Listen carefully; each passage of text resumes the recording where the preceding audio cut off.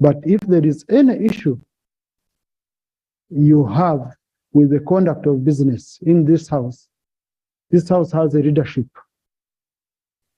You can only address it to the leadership of the house. And that leadership is not only the Speaker's office, but it also, you have whips, different whips. You have the leader of opposition, you have the leader of government business, for whom you can register any matter if you have an issue. So I want caution those interfering with the way we are doing our work as a house, calling and threatening our members of parliament, or trying to belittle this house when it's conducting its duty, that has to stop. We shall not allow anyone to impute ill motive on this house.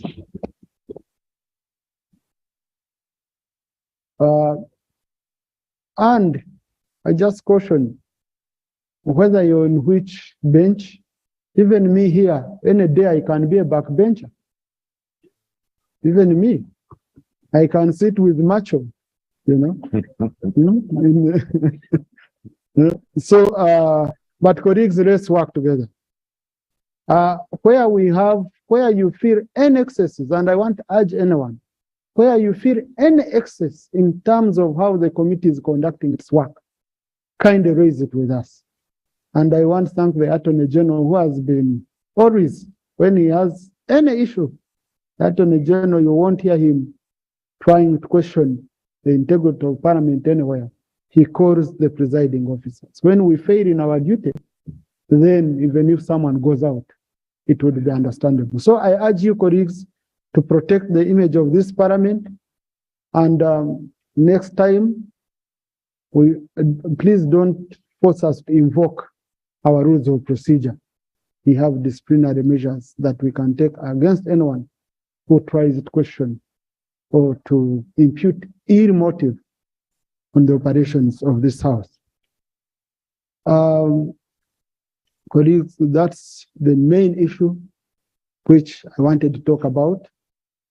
We have a lot of business, but each one of us has a duty of protecting the image of Parliament, including the leaders when you're conducting your business. Committee members, also when you're in the committees, please behave in a manner that protects the image of Parliament. But also where you feel, and you're a member of this house, that you have any issue, please raise it with us, and we shall ensure that each side is heard. Okay?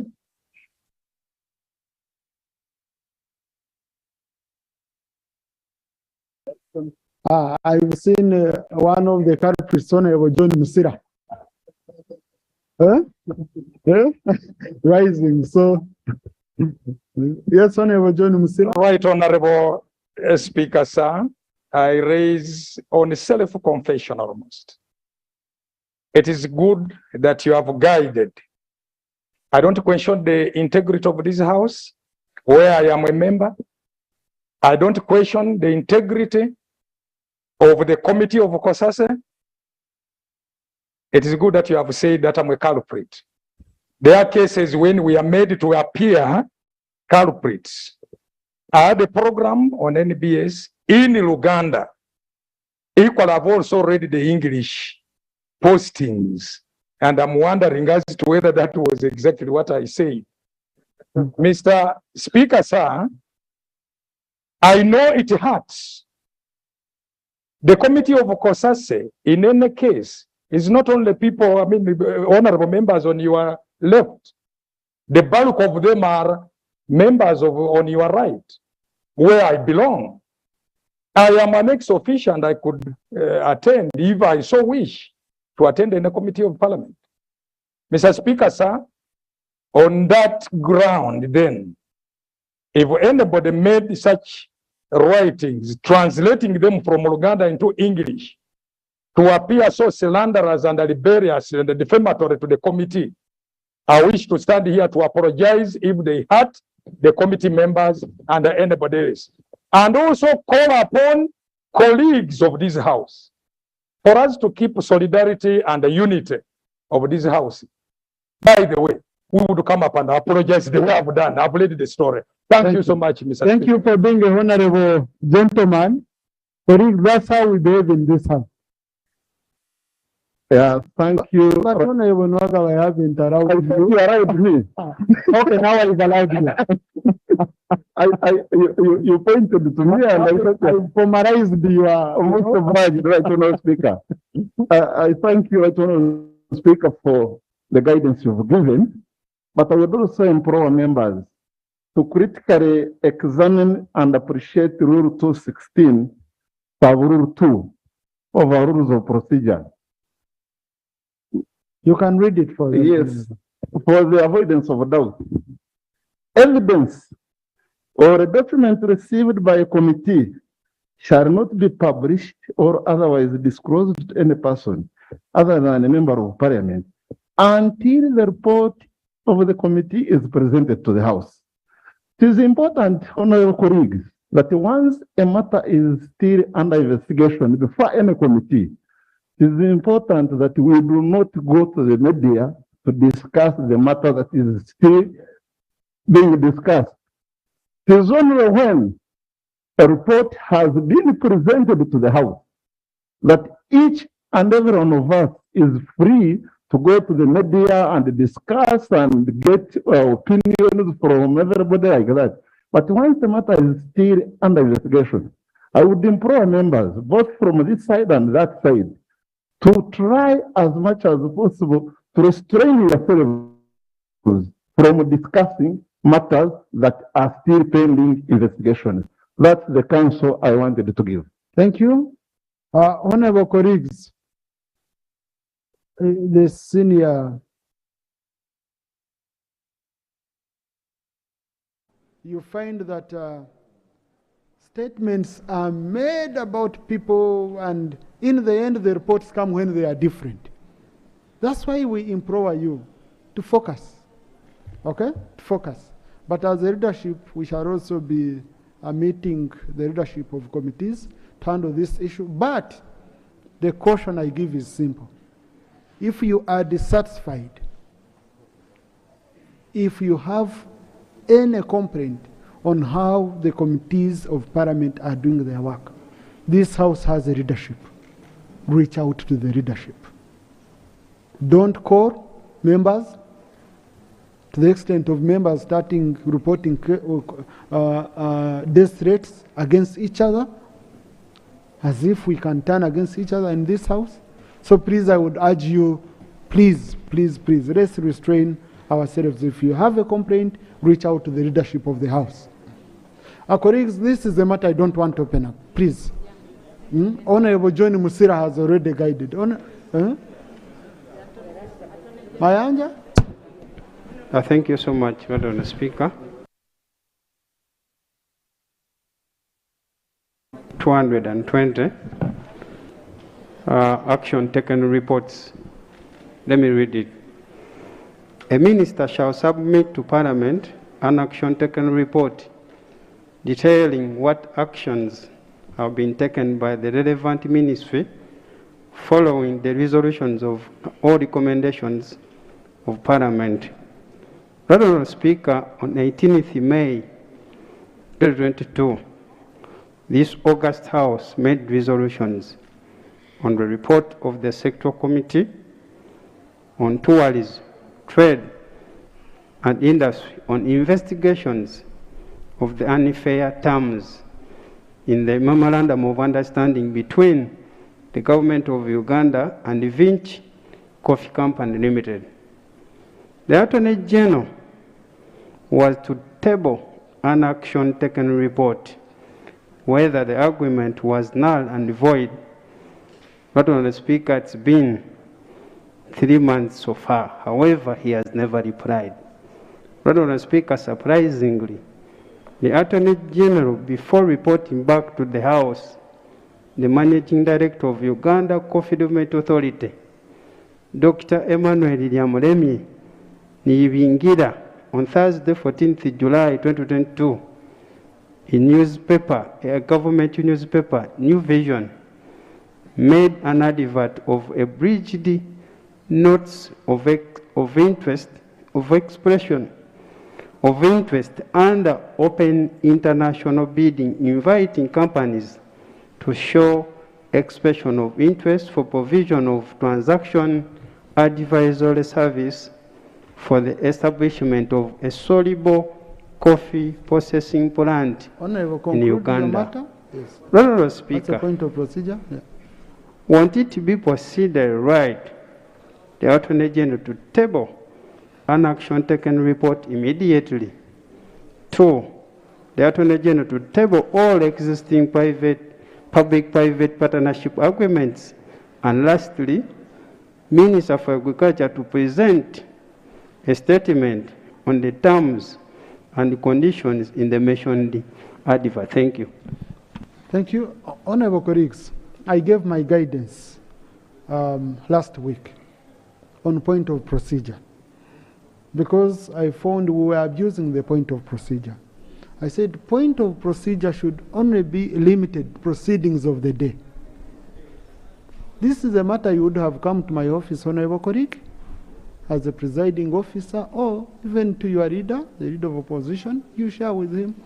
And because it's a matter of the order paper, I would put the Attorney General on order paper, and he knows he's now on order paper, and he goes and he brings the report.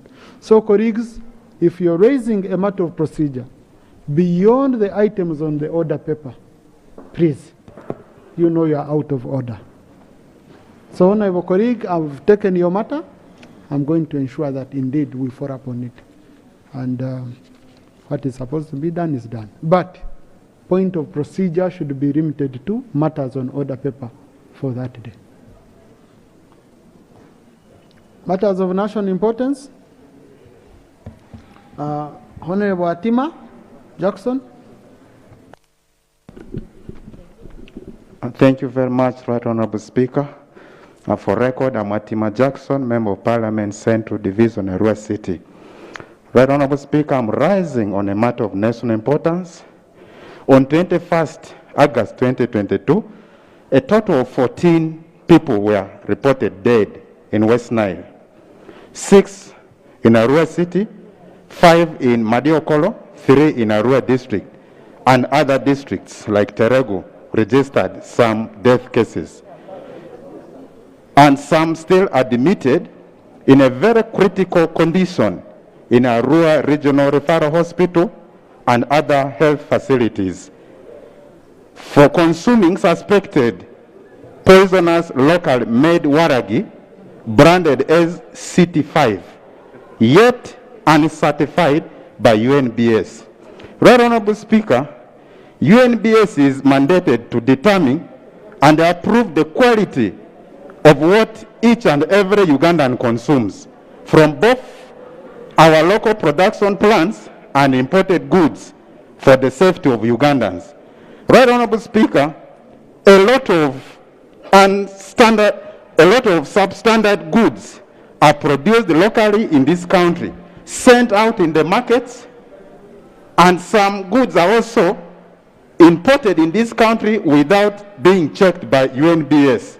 Right Honorable Speaker, UNBS offices in northern Uganda are only located in Gulu and Lira, which are very far from West Nile sub-region. Yet the absence of their services... Prayers, please. Prayers. My prayer is not coming to this point I'm raising. Prayers, Honorable. Thank you very much, Right Honorable Speaker. My prayer is, 1, government should, through Ministry of Trade and Industry... You see? Conclude. Government should, through Ministry of Trade and Industry, give UNBS the same attention given to the Ministry of Health, because what they determine helps the country in terms of saving our lives. 2, a regional office be opened immediately in West Nile region so that this will protect and avert the challenges of losing lives the same way it has happened in West Nile. Lastly, Right Honorable Speaker, my prayer is government should support those families that have lost their dear ones and support those over 20 admitted in Arua Regional Referral Hospital. I beg to move. Thank you very much. Thank you. Now, I saw ministers consulting here and pointing to the Prime Minister. Okay, I just wanted to make that clarification that Prime Minister will be disturbing on Thursdays. Other days when ministers are here, you should answer. When you're not here is when I refer. Okay? So, Honorable Minister, I saw barriers going on and... Thank you very much, Mr. Speaker, and thank you, member, for raising this important matter. First, we want to send our condolences to the families that lost the 14 people and those who are hurting in the hospital right now. When this incident happened, Mr. Speaker, we dispatched a team of UNBS to go and assess the situation. We have picked the samples of the liquid that was taken, and in a few days we shall have the analysis out and know exactly what was the content in that particular liquid that they took.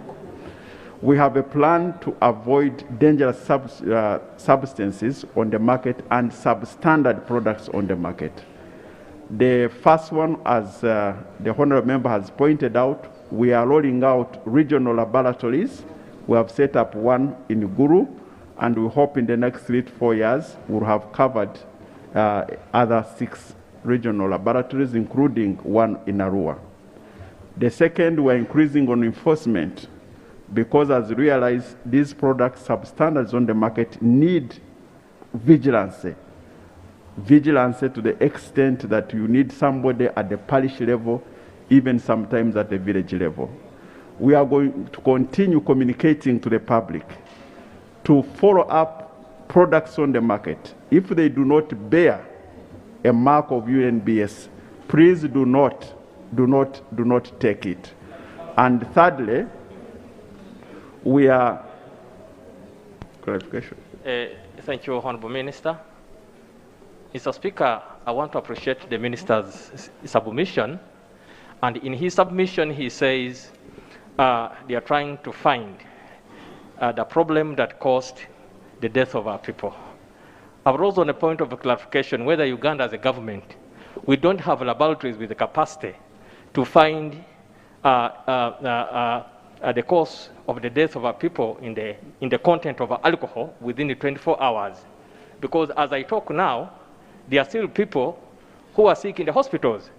But at least the results would have come out by now so that the doctors find a solution to what they are treating. I therefore seeking clarification whether we have no capacity in 24 hours as a government with all the laboratories we have to find the real problem. Thank you, Mr. Speaker. Honourable Minister, you have 2 minutes. Okay. So, please. So both UNBS is doing analysis, and we have picked the samples, but also those in the hospital, the analysis is being done in the hospital. Mr. Speaker, we are also coming up with consumer protection bill, and seeing the process, we can also, which we think can help the population against these substandards. But all in all, we call upon all Ugandans to be continuing to be vigilant on these substandards. If a product is on the market, please check. We try as much as possible to those products that have been approved by UNBS to put a mark, UNBS. Please check, please check. And the police has swung into action. We have arrested those, according to the report we have, those that we are manufacturing this dangerous warrage, and the factory they had has been closed as we speak. Further I thank you, Mr. Speaker. Colleague, you don't access a microphone before. You don't access a microphone before the speaker allows you to speak. But, Honourable Minister, you see, the issue is very simple. Some of these products you are talking about are advertised extensively in the media. For example, we know, and some of them are misleading. Now, men go spend a whole day drinking waraji, Then when they reach home for their marital duties, they go for Mkama Nayamba. Because it's advertised that it helps on the other side of the bargain. Okay? Mkama Nayamba for Honorable Bua means God will help. So I spend the whole day on Waraji, then I have a family to build, and I put it in God's hands instead of delivering as a man. Now, and they advertise every day. There are many. There's one, I remember last time in tennis parliament, we talked about some of these, Waraji called like Bajaji. You know, now when someone has a product called Bajaji, it means when you take it, you take off like a Bajaji. And we allow such an advert. So, Honourable Minister, these adverts, misleading and uncontrolled adverts that we are allowing, can't you work out an arrangement with the Uganda Communications Commission to ensure that media houses stop running such a misleading advert? But allow me also to call, there is a member from the affected communities, and he was a member of UNBS board, Honorable Fidra. So you can tell us. Thank you, Right Honorable Speaker, for giving me the time to speak. I represent the people of Lower Madi, and I'm grateful to you, Speaker, because my colleague from Arua City ably represented the point of national importance or urgency, which I came with the same thing to your office. I did some clarification, really. I want to seek through you, Speaker, to the Minister, is that the 7 people who died from Lower Madi are those whom we know. But the past 3 months, averagely, in one sub-county, we've been burying about 4 to 5 people. And most of them are related to around alcohol, as you said. Now, it raised the point of concern when on Saturday 18th, I attended 3 burials of all related causes. And I'm quite happy that when Arua district, the incidents of 6 dead bodies were reported, because they are closer to the hospital, there was a faster response to identify and determine the cause of possible death. Now, my clarification I want to submit through you is, Honorable Minister, could the 13 people who died and many more others who died on, could there be some post-mortem done? Because the cause of death may not only be attributed to this alleged alcohol. And all of them have been taken to hospital. And most of them have been already buried or they are being buried. Could there be some post-mortem done on all of these deceased? Thank you. And the second one, as I submit. Oh, no, now you're having more less prayers. Yes. My prayer is, Speaker, you alluded to the fact that I served in the board of UNBS for a few years. But we are a house for justice. If it is true alleged that these died out of the liquor, could justice be provided to the deceased?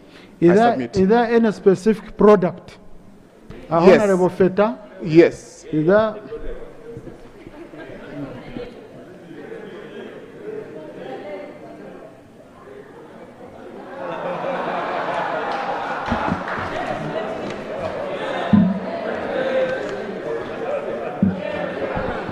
Thank you so much, Right Honorable Speaker. I want to thank you for giving me the opportunity, and I want to thank my colleague, Honorable Atima, for raising this matter. I had also brought to your office, I found when he had raised.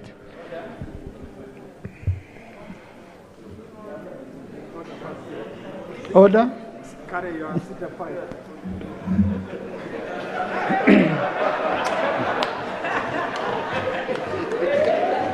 Mr. Speaker, our rules are very clear. Even carrying into Parliament, simple things like newspapers are not permitted. And I see a member trafficking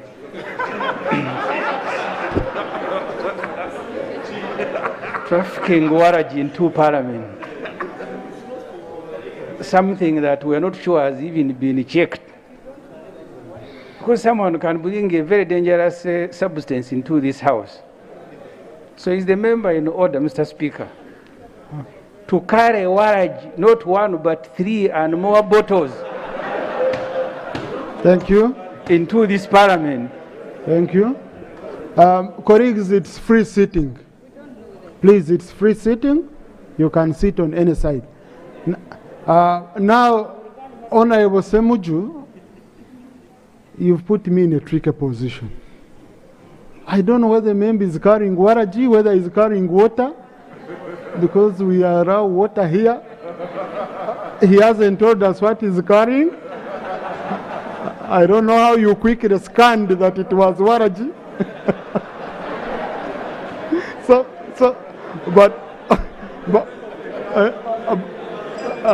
But remember, hey, you man, I'm helping you now. You.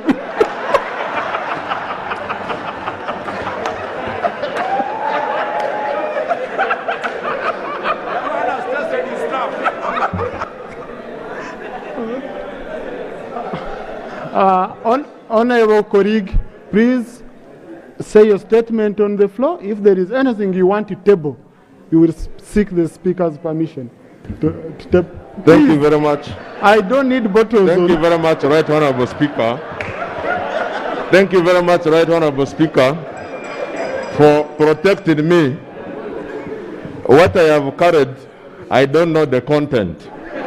I have carried something that is suspected to be killing people. And I don't know if it is waraji, if it is poison, if it is alcohol, but I want to table it for Parliament to examine. So I therefore want to seek permission, Right Honorable Speaker, to lay on table these substances for proper investigation. I thank you very much. Thank you, Clerk. Clerk, please work with. Thank you.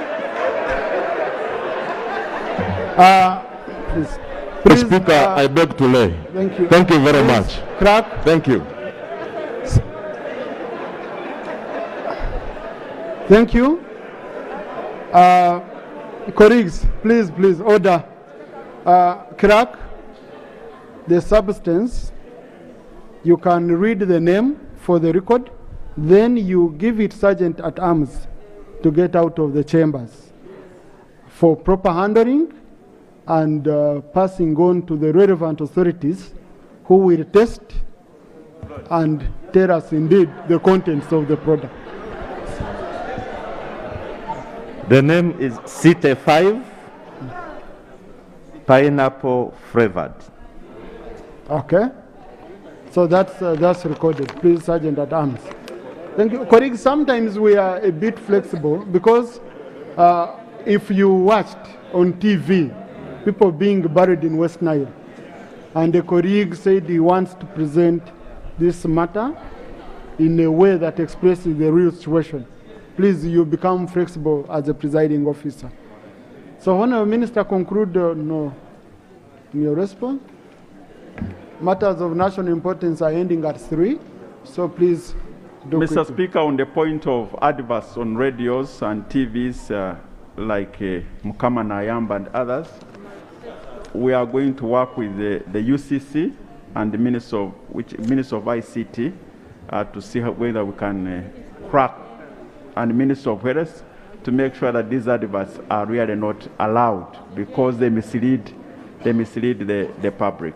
Thank you. To emphasize that the people who have been producing this particular liquor, the outlet has now been closed, and we are working with the police in Arua to carry out further investigations and more arrests in case they are got. I thank you. But what about those in saturation? We are working on it, Mr. Speaker, through enforcement to get them out. Please, Honourable, work out with the MPs from the region, keep them updated. But also, if it is illegal to have a non-certified product on the market, then how do we allow it to be advertised? So you need to work it out with UCC. Honourable Namugagoreti, UNBS and UCC. Thank you, Right Honorable Speaker. Right Honorable Speaker, my matter is on the mysterious murder of a 4-year-old girl. Right Honorable Speaker, I rise to bring to the attention of this Parliament a gruesome and mysterious murder of a 4-year-old Nayevale girl of Chitende Village, Mitete Sub-County, Sembabule District. She went missing from her parents, Mr. Semaganda Livingstone and Miss Namialo Rose, a week ago. Her body was found buried in the neighborhood on 21st August 2022 with her head and limbs chopped off. Investigations are ongoing and the suspect has been arrested and is in police custody. Right Honorable Speaker, the late Nayevale was the only child of Miss Namialo, who is disabled. She's now living alone in a rented house after she was abandoned by her husband. Being crippled, she depended heavily on her late daughter to help her get around and on other errands. Right Honorable Speaker, children and women in my area have to trek long distances in search of water and firewood, which exposes them to high risks of rape and murder. My prayer is, Right Honorable Speaker, the Ministry of Water and Environment intervenes urgently to cause provision of safe water in this place in a reasonable distance. To Right Honorable Speaker, the Office of the Prime Minister should intervene and help this disabled woman to get a permanent house where to live, and also give her something in form of capital so that this lady can survive, Right Honorable Speaker. Lastly, the Ministry of Internal Affairs should urgently and fully investigate all matters related to this one, Right Honorable Speaker, because we have many in different areas. That is my prayer, Right Honorable Speaker. Right Honorable. I'm trying to see on the front bench.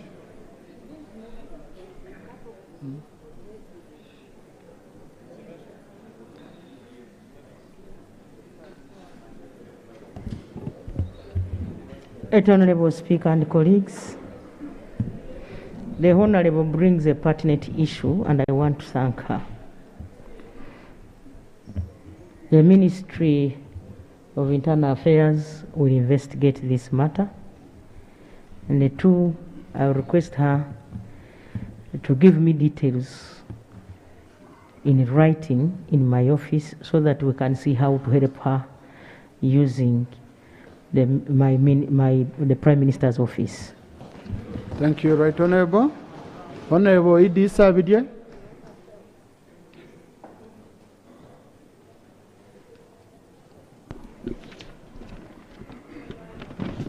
Thank you, Right Honorable Speaker. Right Honorable Speaker, the government of Uganda procured marine ambulances to be available to all Ugandans and strengthen emergency health care services on water bodies to address serious gap in emergency services. Right Honorable Speaker, these ambulances truly were commissioned by His Excellency the President of Uganda on the 25th May 2022. Right Honorable Speaker, it is now 3 months since these ambulances were commissioned. But as I talk now, they are still packed at the Marine Air Base. Honorable Minute, I want to request whips. You talk to your members. If a member does not want to come and participate in proceedings of this House, they shouldn't come to the corridor to shout for colleagues who are here. If it continues like that, we are going to close off. We are going to remove the seats on that corridor. We can't continue like this. Please, if you want to talk, you just go to the canteen, colleagues. We are conducting serious business here. Okay? Thank you, Right Honorable Speaker, for giving me the right audience, because this is really a matter of national importance. It needs when everyone is attentive. My prayer, Right Honorable Speaker, is that the Ministry of Health should put these ambulances into the purpose for which they were procured. Two, I want to advise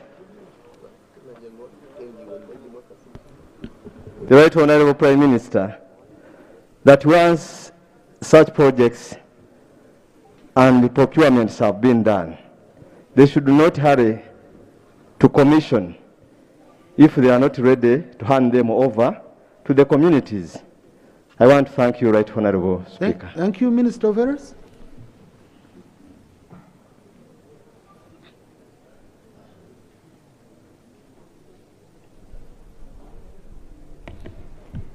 Thank you so much, Right Honorable Speaker. And I'd like to thank Honorable E.D. Savirie for that pertinent question asked. I also want to correct the date. We launched these ambulances on 20th May, and His Excellency the President presided over this function, the commissioning at Entebbe at the Uganda People's Defense Forces Marine Headquarters. These 12 ambulances, we actually procured 14, and the 2 are yet to be delivered. Now, the 12 ambulances were supposed to be distributed immediately, but due to financial constraints and also lack of operational funds, we didn't send them immediately to these places. And would like to request you, members of parliament, since this is the house that appropriates, to assist us so that we can get these ambulances to their destinations. We need to carry a carrier to take them to these places, which I'll read to you. Number 1 ambulance, ambulance number 1 is supposed to go to type C ambulance to go to Obongi in Moyo. It can only be transported by a carrier. Yes, or a wheel loader. The other one, it's also a type C ambulance. It's going to Serere. And the other one is going to Kumi, type C ambulance. Then the other one, which was given to us by Gavi, is going to Amolata for areas around Lake Kyoga. The ambulance number 5 is going to was given to us by Tasso, which is already. Honourable Minister, can you kindly go handle that with the Prime Minister? Because Parliament will not handle issues of wheel loaders and manage. Right Honourable Prime Minister. Most obliged, Right Honourable Speaker. Yeah, Right Honourable Prime Minister, kindly help the ministry to ensure this is handled. Really. Right Honourable Speaker and colleagues, this matter is going to be handled, and I believe your order will be taken into consideration. The minister should come with me, and tomorrow I want her in my office and we have this done. Very good. Thank you. Look.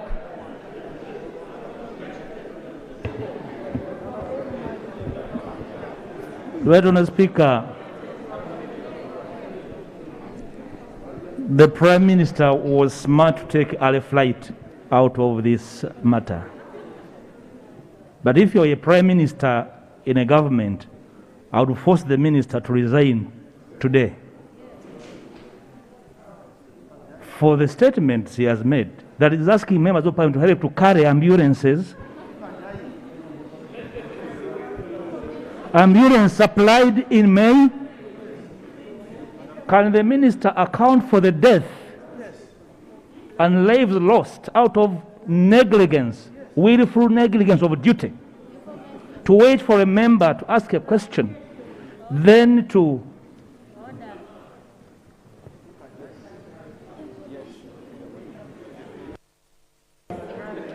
Honourable Minister. Thank you very much, Right Honourable Leader of Opposition. I did not say that we are looking for a wheel loader to take these ambulances. I said we are looking for operational funds to operationalize them.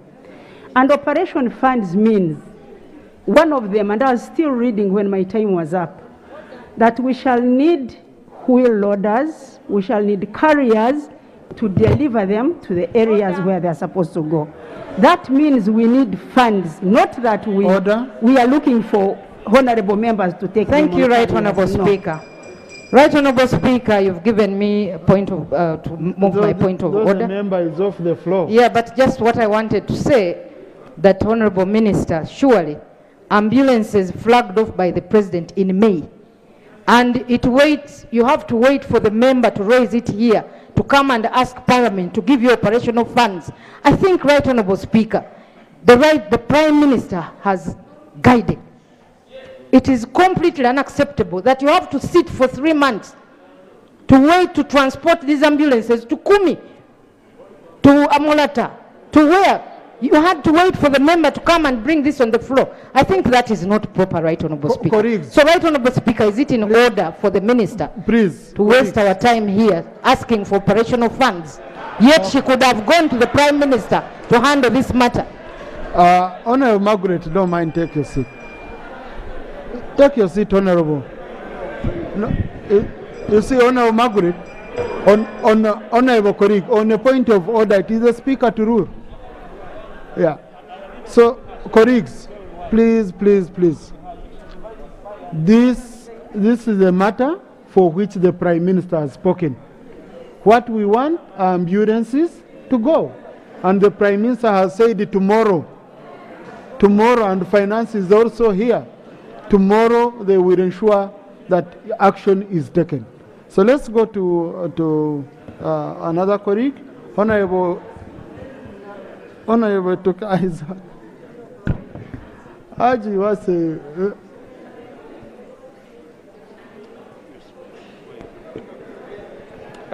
Mr. Speaker, the colleagues, please. The former Minister of Health, Honorable Sarah Opengi, who is very incensed that another minister is wasting parliamentary time. Procedural issue I am raising is whether NRM MPs who know the performance of their party and government should continue wasting the parliamentary time.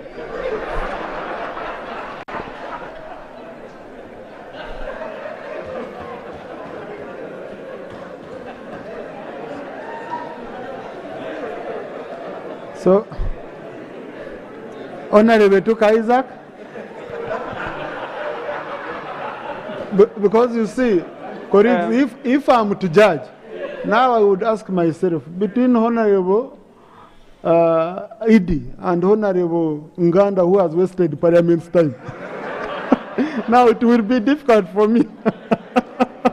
So, Honorable Isaac, I don't want to. Thank you, Right Honorable Speaker, for this opportunity. Right Honorable Speaker, I rise on a matter of national importance regarding the UPDF brutality on enforcing illegal fishing on our water bodies. Right Honorable Speaker, on Friday, 19th August 2022, the UPDF in the operation attacked fishermen on Lake Victoria at Katosi, and in the process, some fishermen were arrested, but one called Ratib Omari, who is 32 years, dropped in water and drowned. The body was retrieved yesterday from Katosi. As I talk now, the body is in Mukono to be transported to Madiokolo district. And those who were arrested, their whereabouts, Mr. Speaker, is not known. Right Honorable Speaker, it's not once, not twice, but several times that the House has guided that the operation on our water bodies should be handed over to police with humility, but this has not been respected. Right Honorable Speaker. Colleagues, on matters of national importance, we don't get information. These are matters of urgency. Okay? I've given that guidance on several occasions. Mr. Speaker, and it's time. I pray that with immediate effect, the operation on our water bodies, which is the livelihood for many Ugandans, should be done with humility and by police. And Right Honorable Speaker, I pray that the deceased, the family of the deceased should be supported to transport the body to the ancestral village, and also some financial support to meet the burial expenses. Thank you. I so pray. Minister of Fisheries.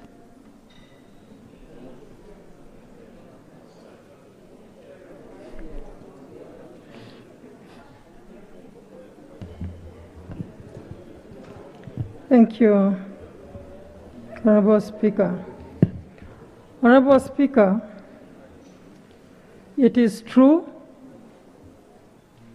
there are a lot of complaints that colleagues always bring to my attention and also call.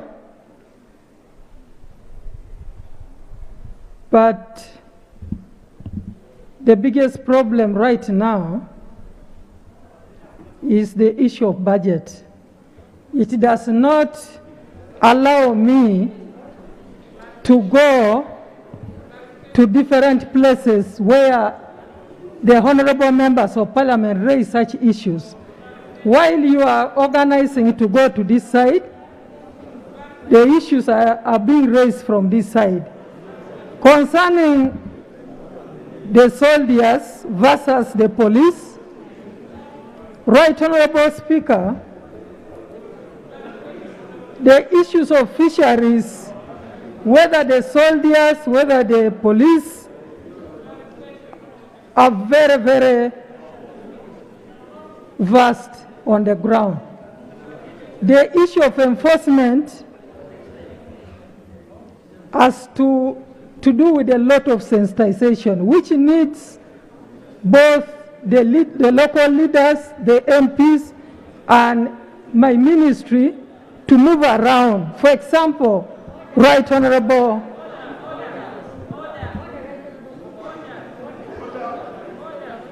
Please, colleagues. You won't hatch a plan when I'm hearing you, and you think I will help to execute it. I heard how you hatched a plan for order. She was standing for clarification, which has matured into order. You know, no, we are not going to run the house this way. Please continue, Honorable. Right Honorable Speaker, but conclude. I want to promise the House that I am going to reach different places and also work with the Minister in charge defense to see that we sit down some of these soldiers who are very harsh. So my promise to this House is that I am going to reach different places, not only East Place, but there are so many places for the issue of death. Honorable Minister, we've got your point. Kindly, please take up the matter seriously, okay? Colleagues, I also want to give guidance.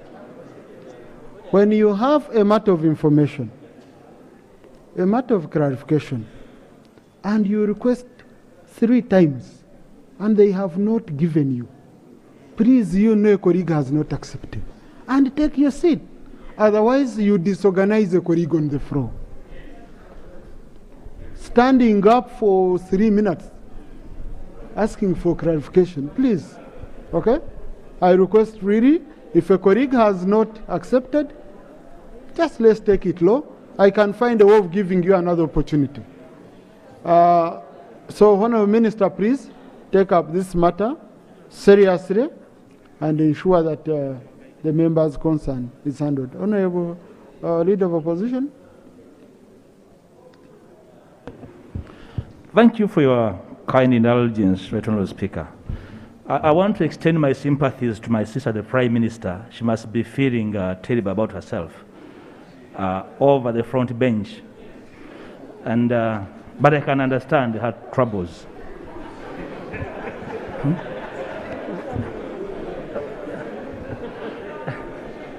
Right Honorable Speaker, you've been here. The issue of fisheries and the military probably occupies a huge space in our records as Parliament. And the minister did not sound even knowledgeable about the circumstances under which the member was complaining. Can we, with your indulgence, would you kindly ask the Prime Minister to rise and pick up this matter as a matter that is appreciated, so So that because members are complaining all over, it's not a new matter. The minister sounds to be reading in notes that are incomplete. She says she's looking for money, there is no money. She's about to ask for fuel from members. With your indulgence, Right Honourable Speaker. Thank you. Will the Prime Minister assure that the country, this matter is well understood and therefore has a mechanism of dealing with it? Thank you. Now, colleagues, today I'm not understanding the chemistry between the Prime Minister and leader of opposition. They seem to have connected so much. All the trust is now in the Prime Minister. But sometimes the colleagues are challenged also.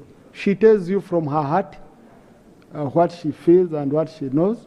And the Prime Minister always, once the Prime Minister feels a member of the front bench has given an answer that is not satisfactory, the Prime Minister will always rise up. And she always gets a first call as the Prime Minister. So since she has remained seated, she's satisfied with the answer given by the Minister. Oh.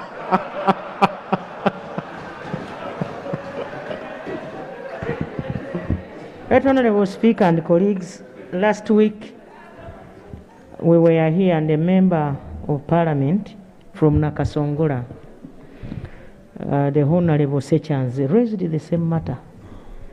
There are some steps we have taken, except that we were with the Senior Minister, the Honourable Frank Tumwebaze, the PS Minister of Defence, the PS in my office, and a number of resolutions came up, and the Minister, State Minister for Defence, I don't know whether he's here,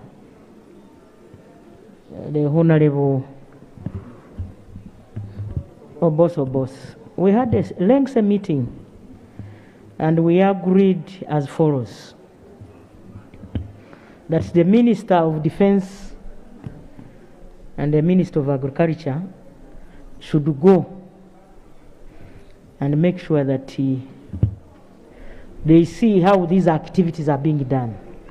Like I told you last week, the major objective of this marine army on waters is to help us harvest mature fish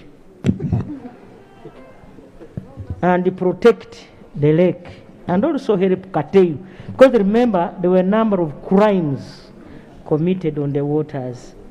So I request, Right Honourable Speaker and colleagues, that we shall go back together with my sister.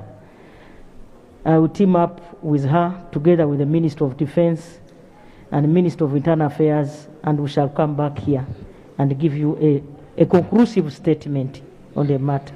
So, Right Honourable, we expect a statement in 1 week. I hope it's feasible. A statement in 1 week.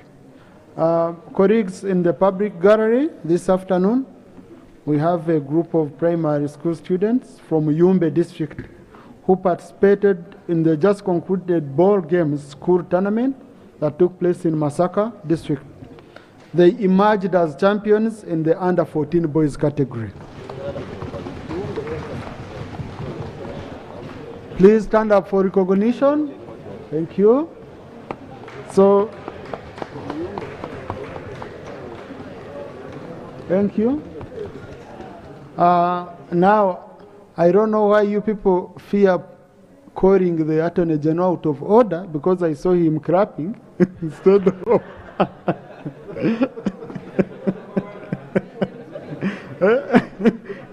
Someone has said it's a maiden act, so we've forgiven him. So they are represented by Honorable Ezama Slaj Burhani, Honorable Onzima Godfrey, Honorable Arion Yok Odria, Honorable Oleru Huda Abasan, and Honorable Avako Mersa Naima Gule. Please join me in welcoming them. Thank you. Honorable Namkuta Brenda, and finally Honorable Jessica Babiko.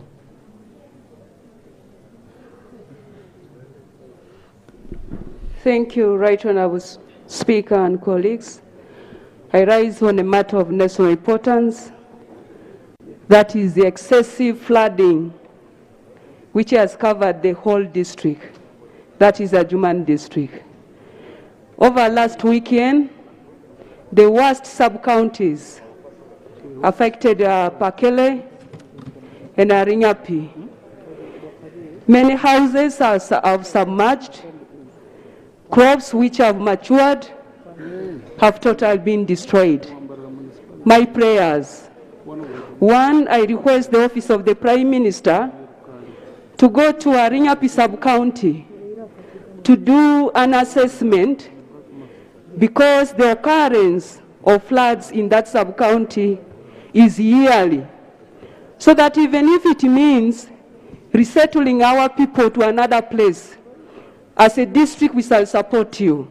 So we need you to go to Adjumani to do an assessment in Elegu, Paris, Arinyapi sub-county. Two, we need food and non-food items. In the area of non-food items, because people are displaced, we need tarpaulins, blankets, and also utensils. Right Honourable Speaker, I beg to submit. Thank you. Thank you. Right Honourable Prime Minister.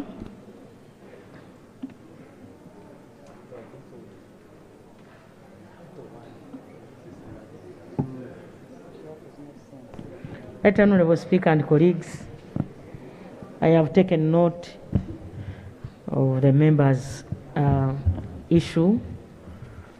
When we go back to the office today and tomorrow, we shall dispatch a team.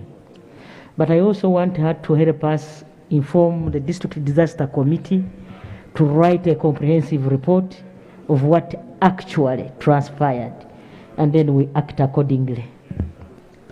Right Honourable Speaker. No, Honourable colleague, you don't we have submitted that. I'm just informing. Honourable colleague, you don't access a microphone without my permission. I am Please. Very sorry, Right Honourable Speaker, but we have submitted the report. Thank you.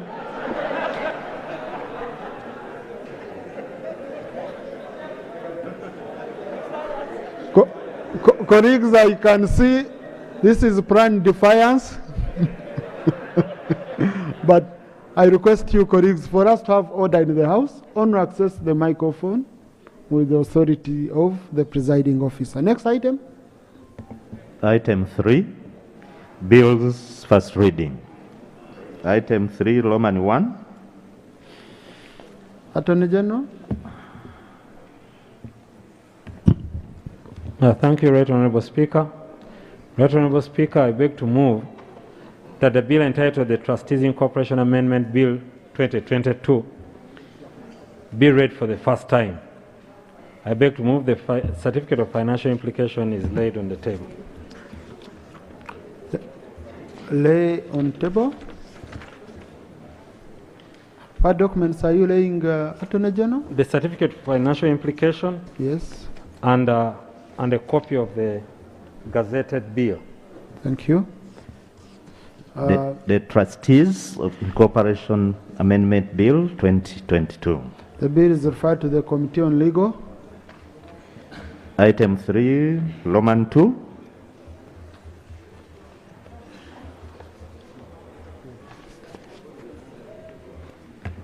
Thank you, Right Honourable Speaker. Right Honourable Speaker, I beg to move that the bill entitled the Anti-Terrorism Amendment Bill 2022 be read for the first time. I beg to move. I beg to lay the copy of the Anti-Terrorism Amendment Bill and the certificate of financial implication. Thank you. The Anti-Terrorism Amendment Bill 2022.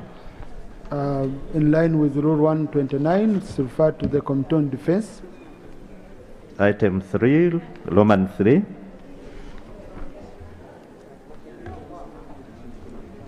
Thank you, Right Honourable Speaker. Right Honourable Speaker, I beg to move that the bill entitled the Anti-Money Laundering Amendment Bill 2022 be read for the first time. I beg to move. I beg to lay the bill, the gazetted bill and the certificate of financial implication. Thank you. The Anti-Money Laundering Amendment Bill 2023. Thank you. Bill referred to Committee on Finance. Item 3, Roman 5. Roman 4. Thank you very much, Right Honourable Speaker. Right Honourable Speaker, I beg to move that the bill entitled the Cooperative Societies Amendment Bill 2022 be read for the first time. I beg to move. I beg to lay the bill and the certificate of financial implication. Thank you. The Cooperative Societies Amendment Bill 2022. Bill referred to the Committee on Tourism, Trade and Industry. Item 3, Roman 5.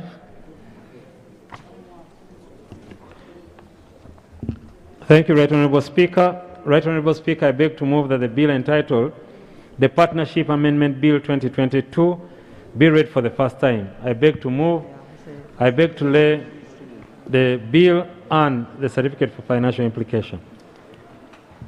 The Partnership Amendment Bill 2022. Bill referred to the Committee on Legal. Item 3, Roman 6. Thank you, Right Honourable Speaker. I beg to move that the bill entitled the Companies Amendment Bill 2022 be read for the first time. I beg to move. I beg to lay the bill and the certificate of financial implication. The Companies Amendment Bill 2022. Bill referred to the Committee on Legal. Procedure. Thank you, Right Honourable Speaker. I have carefully watched the Attorney General move and claim to have read, but I have not seen him lay, other than the Trustees Incorporation Amendment Bill, I have not seen him lay any of the bills, unless the clerk in a way has them, but we have had previous incidents where bills were alleged to have been laid, and the Parliament was being blamed for not taking action on them when they were actually not laid. So can the Attorney General be directed to actually lay the bills for... Yeah, thank you. I have copies of the bills here, so myself, I'm sure I should be having, but please do the necessary, Attorney General, when you read the bill, but continue from where you had stopped. Shouldn't go back. And you lay on table. Yes. We had done companies, so we are going to 7, Roman 7. Item 3, Roman 7. Thank you very much, Right Honourable Speaker. I beg to move that the bill entitled the Insolvency Amendment Bill 2022 be read for the first time. I beg to move. I beg to lay the bill and the certificate of financial implication. The Insolvency Amendment Bill 2023. 2022. Yes, bill referred to Committee on Legal. Thank you, Attorney General. Thank you, Right Honourable Prime Minister. Right Honourable Leader of Government Business, you're producing work, but you have a very ambitious legislative agenda which talks of 62 bills. 62 bills. Kindly listen to my communication. 62 bills. And so far you've laid 9. I'm saying for this session, it's 9.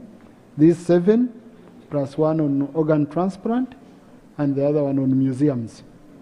And then we also have 2 private members' bills that are being done. Then we have two bills that came from the first session, and the reports are more or less ready. So next week we shall handle the excise duty. For that one we have to handle expeditiously. The government is losing revenue. We have to pronounce ourselves on it, and the local content. The speaker is speaking. So I don't know why when the speaker is speaking and Haji is... So allow me to finish, colleague, I will allow you, okay? So these bills, I've not pronounced myself on the time as provided for under Rule 129. They are very urgent bills, very, very urgent. Tomorrow morning, the chairpersons of the Committee on Legal, Defense, and Tourism, together with the government chief whip, the opposition chief whip, and Dean of Independence and Attorney General, I need you for a meeting at 9 a.m. in my chambers to discuss how we can work on these bills quickly, because there are repercussions if we don't have these bills in 2 weeks' time. In 2 weeks' time. So, but I want us to sit and we agree on the modus operandi on how best. And the Shadow Attorney General, please also ensure you attend that meeting tomorrow at 9 in my chambers. Honorable Sereko. Thank you, Right Honorable Speaker. Right Honorable Speaker, as I abide by your ruling, sir, I'd like to invite you, Right Honorable Speaker, to the matter of your ruling in referring the bills that have been read to the Legal and Parliamentary Affairs Committee. For example, the Partnership Amendment Bill, the Trustees Amendment Bill, and the Companies Amendment Bill. Right Honorable Speaker, I've been a member of this committee before, and I have no objection in their competence in handling this. However, I would like to seek your intervention as to whether we would either incorporate two committees to also have the Finance Committee, which has the primary mandate to interact with the institutions involved in this matter. Thank you, Right Honorable Speaker. Yeah, sure. That's not a problem because we complement each other, but these are issues we shall handle tomorrow in the meeting. Please take note of that, so that it's one of the issues we agree upon in tomorrow's meeting. On the same, Honorable Samujo. Mr. Speaker, you've summoned the meeting and mentioned the people who will attend that meeting. If I heard you properly, you said Dean of Independent, an office that is non-existing. At least I occupy an office that exists as a whip of FDC. But you've summoned someone occupying a non-existing office in the Administration of Parliament Act and in our rules. So that's why I'm seeking a procedural issue, for us to understand where is this person and who created that office. Thank you. Honorable, that's my officer. He's my officer, and I can summon my officers to attend my meeting. Dean of Independence is under the office of the Speaker. And we know it's been a practice, even here gazetting members, you know, we've been using that. So it's a practice that we've been having. But all this is aimed at incorporating independence. Because if you call the government side, you call the opposition side, and we have our independence, where do they belong? We need to see a way of incorporating them in whatever we are doing. Next item. Item 4, statement by ministers. Item 4, Roman 1, statement on the releases to the Lord Fund for the first quarter of the financial year 2022-2023. So, Honourable Ministers, you come in the public gallery this afternoon. We have students from Kampala International University Law Society who are on a study tour to Parliament. They are here to observe proceedings of this House. Please join me in welcoming them. Thank you. Honourable Minister, you have 10 minutes. I hope your statement is uploaded. It is, Right Honourable Speaker. Right Honourable Speaker, thank you so much. On 17th August 2022, I appeared on the floor of Parliament regarding funding for maintenance of roads in the country. I informed the House that due to resource constraints and the need to coordinate our fiscal and monetary policies to stabilize inflation, government had provided Uganda shilling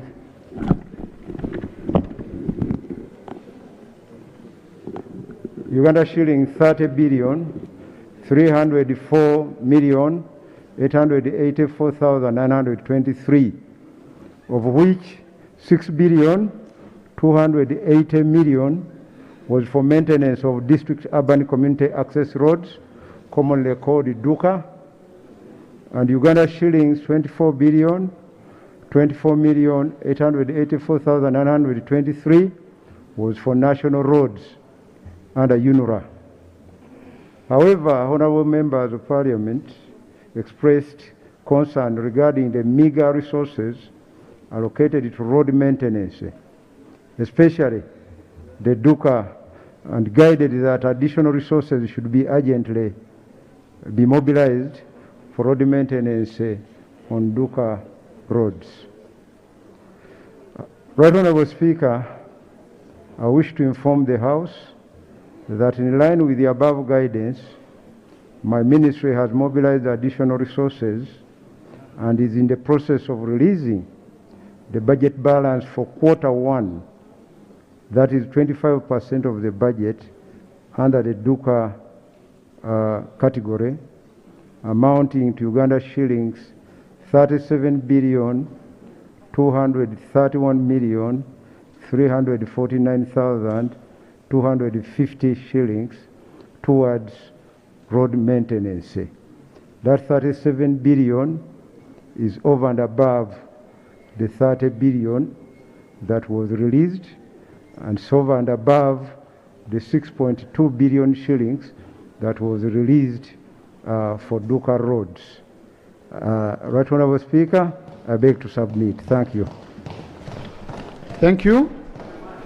Colleagues, this is a statement for which we don't think some action has been taken.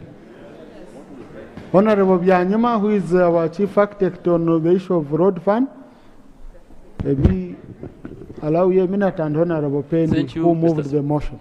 Honorable Speaker, road fund, the budget we appropriated here is 480 billion, which means translates into the first quarter being 120 billion.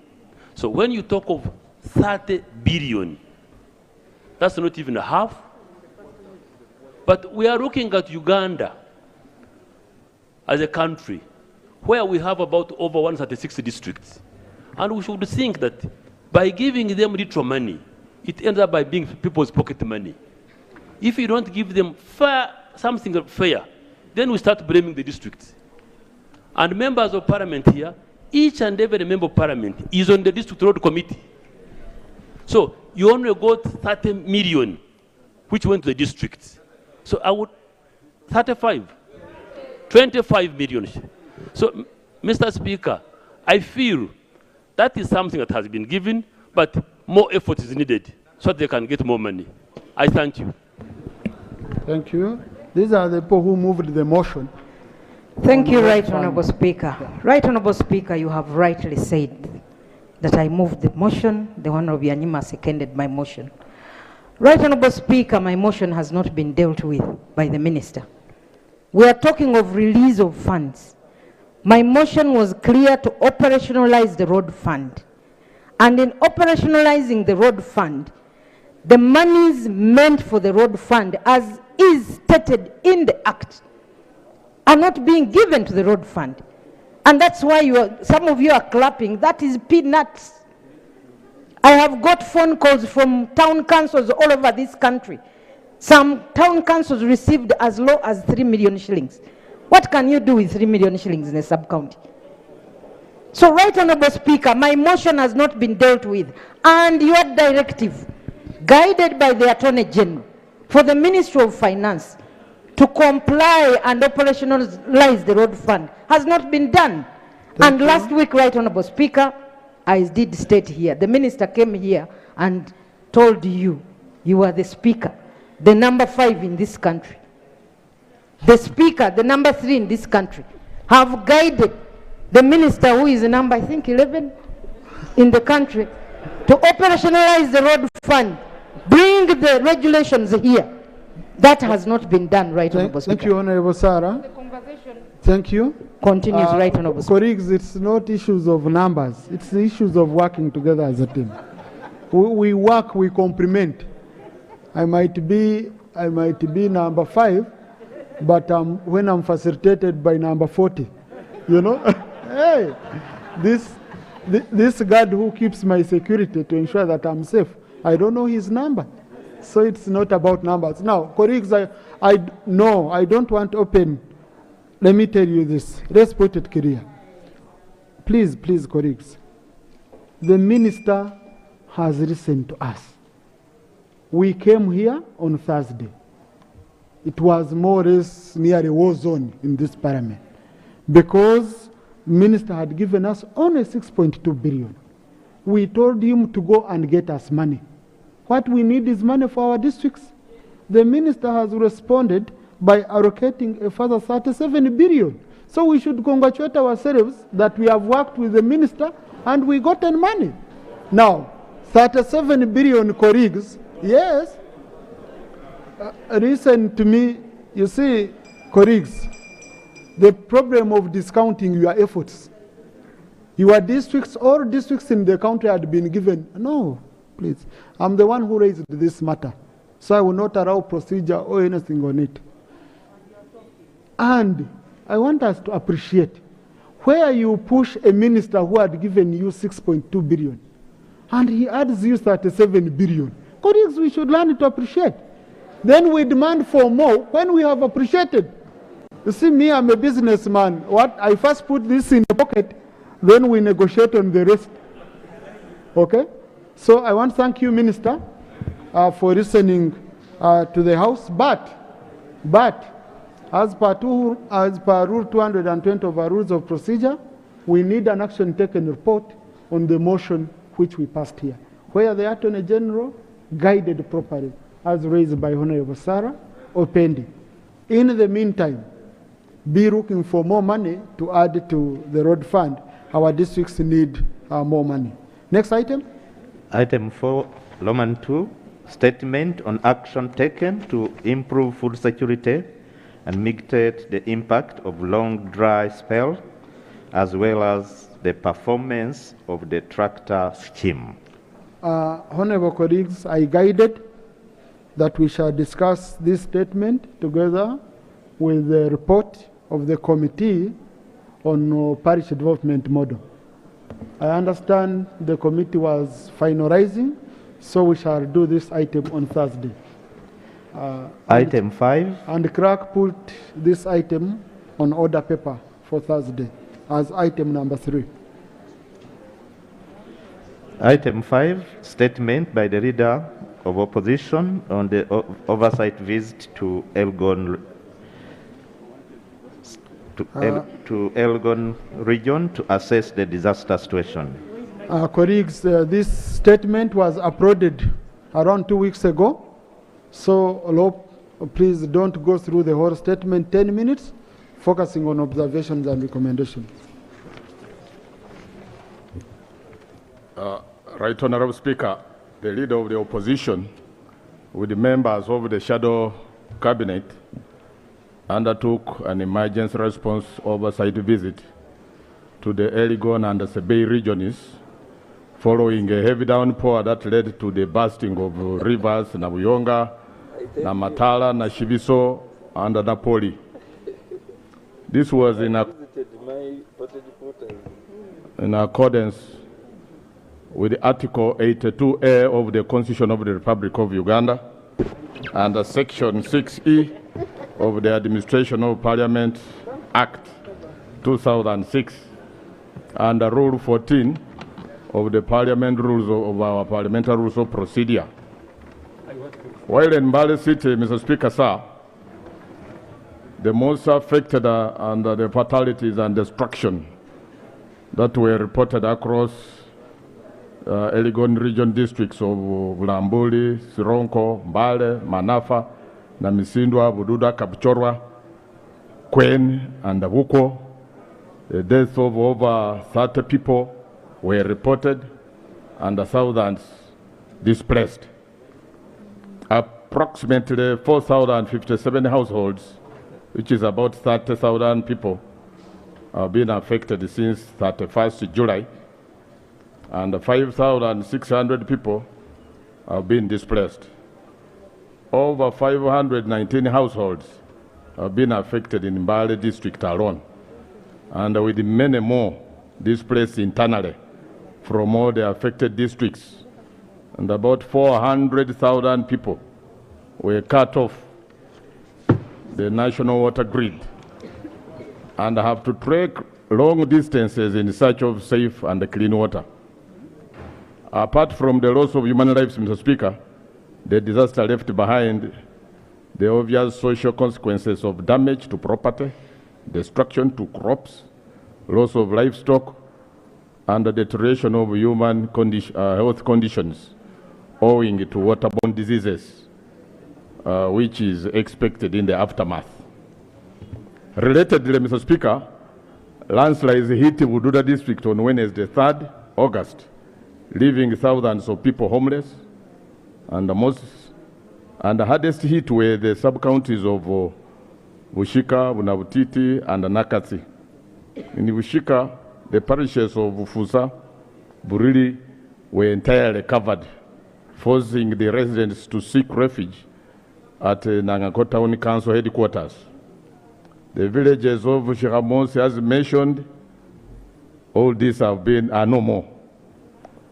Properties including houses, livestock, and entire gardens of coffee, cabbages, onions, bogoya, and Irish potatoes were buried.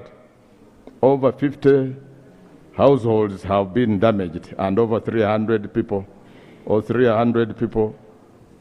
displaced. Mr. Speaker, much as we seem to hide our heads in the sand, Uganda is highly disaster prone, ranking in at 21 out of 190 countries globally. And it is the risk driven by the increasing frequency, intensity, and the scale of disasters. The Elgon region in particular has for the past decade proved to be a hotspot for floods and landslides, and has experienced more than 12 disaster occurrences since the year 2010. It is in particular known for a pattern of increasing frequency and intensity of disasters that are caused by natural hazards. Mr. Speaker, the response from the Office of the Prime Minister and other entities, such as the police and other forces, was extremely slow, despite the disaster having been reported by the district disaster management committees in advance. Ironically, the line minister of disaster preparedness, in his report in this House, indicated that the situation was under control.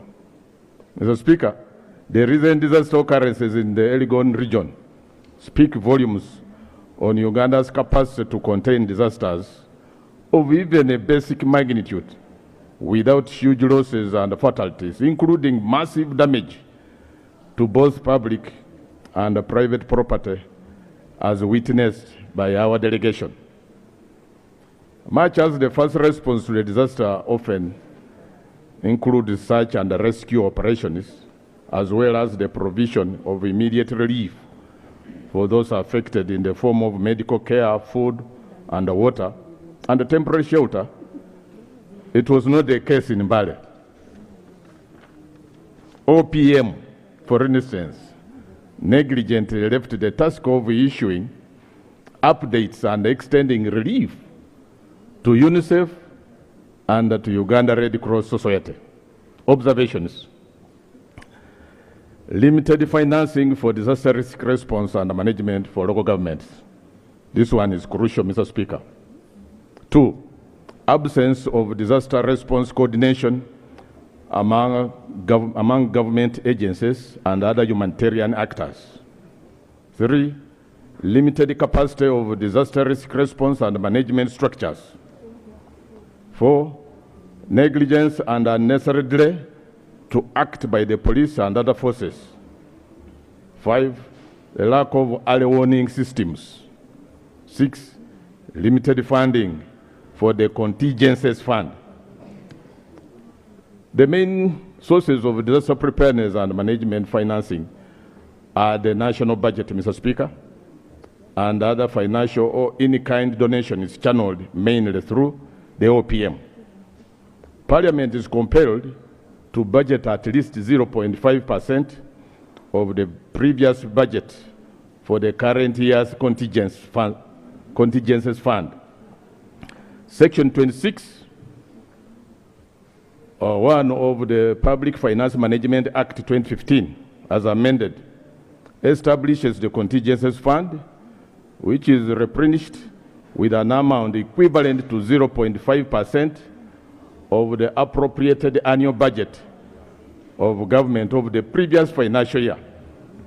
But for the current financial year, Mr. Speaker, 2022-2023, Parliament ought to have budgeted for contingencies to the tune of 244.121 billion, being equivalent to the 0.5% of the appropriated budget for the financial year 2021-2022.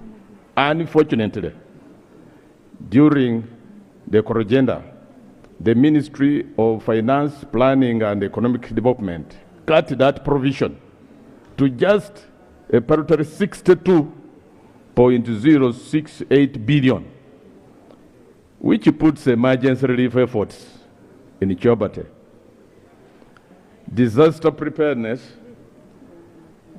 and Management Commission. Article 249, Clause 2 of the Constitution of the Republic of Uganda provides for the establishment of a Disaster Preparedness and Management Commission by Parliament, which has not been operationalized. This law on disaster preparedness and management, which is provided for in the National Disaster Preparedness and Management Policy, has not been even tabled, despite OPM having initiated a roadmap with a budget for its approval in 2019. The Sino-Uganda Mbale Industrial Park. The Sino-Uganda Mbale Industrial Park, Mr. Speaker, was one of the sites that suffered the biggest brunt of the flash floods. We observed, however, that the park, which sits on 2.6 acres, square miles of land, with 10 factories, was built in the Namatala swamp, into which several rivers naturally drain. Government allocating this important wetland to industrial activity must have significantly contributed to the disaster. As a result of the river flow within Mbale City has lost a natural draining system, leading to massive flooding, Mr. Speaker, sir.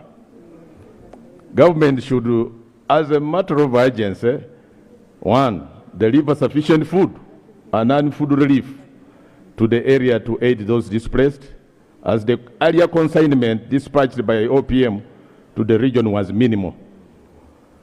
2, government should set up proper camps to offer shelter to the thousands of locals displaced by the floods, as the 150 tarpaulins do not seem to serve the purpose. 3, there should be sufficient medical supplies. These medical supplies should be made available to counter the threat of waterborne diseases. 4, the Ministry of Works and Transport should arrange for machinery from local governments across the country to be deployed in Mbale for the reopening of roads and the repair of bridges needed. It should also expedite, the Ministry of OPM should also expedite construction of works at Vunambuche in the Bulambuli district. 5, government should link the Ministry of Relief, Disaster Preparedness and Refugees from the office of the Prime Minister, and should be granted its own vote, Mr. Speaker, sir.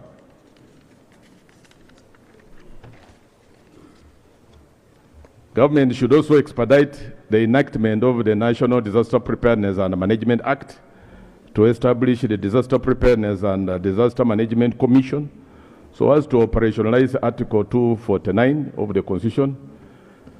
Government should also create a specific budget line for disaster interventions in all MDS and district local governments in disaster-prone districts.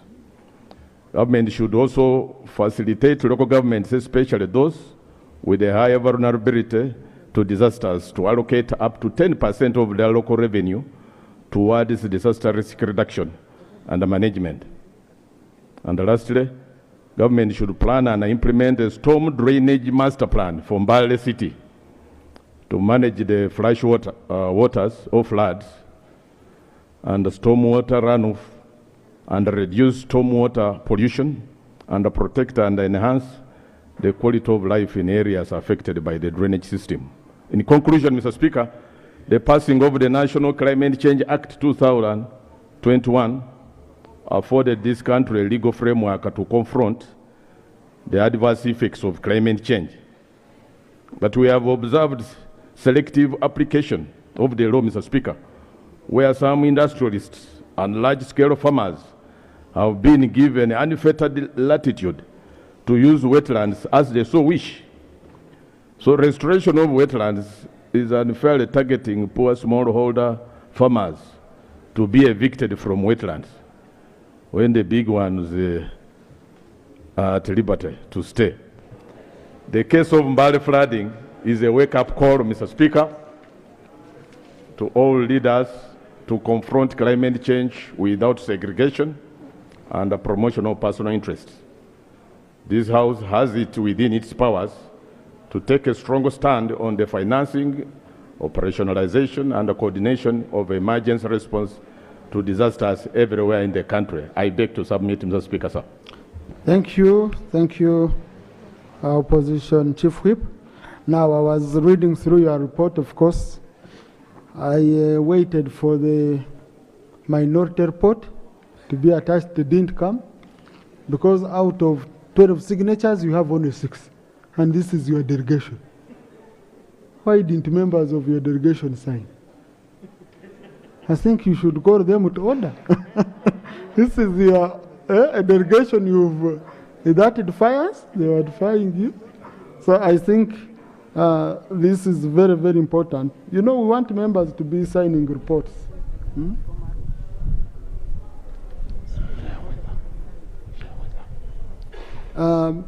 Right Honourable Prime Minister, is there anything you want to say on this?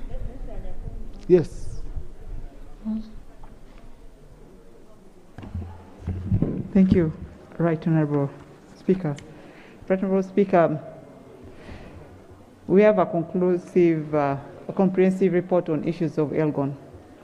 Even my coming late to the House right now, I've been meeting with the UN family. They're giving us the details of the items that have been delivered to the Elgon region. Chief Whip, I think your members, the level of defiance. So, if you can give me only tomorrow on Thursday, I'll be able to I will allow you to carry whip next time. Right Honourable Speaker, I'm requesting by Thursday, I'll be able to come and present a report here to respond to this. So, the Minister is requesting for a response, which she's ready to bring on Thursday, so that then we can have a debate on this matter, okay? Thank you. Debate for Thursday on this matter. Next item. Item 6, statement by member on the state of affairs in the Democratic Party. No, please, that is for Thursday. Our rules are very clear. Rule 54, such a statements are for Thursday. So I talked to the member. I told him, members, yes, you have powers under Rule 54 to make personal statements to explain a few issues you might be having. So we shall be having it on Thursday because that's what the rule says. Mr. Speaker, most obliged, but Thursday seems to be congested with lots of business. I would implore your office to consider tomorrow, because matters of disaster are Rob, you're of taking urgency. over my powers. I'm the one with the order paper. So you mean you've already made an order paper for Thursday? But the business is, we might be overwhelmed. Rob, have you made the order paper for Thursday? No, I will ensure that we give it enough time. Okay. Yeah, have my word. Okay? Yes. Let's go to item number 8. Item 8. I want to do item 8 and 9. They've been pending for long. Then we end with 7. Item 8, motion. Oh, there was item 6, which I know is not yet ready, but the Chief Whip wanted to make an appeal. So, Honorable Chief Whip, or Government Chief Whip.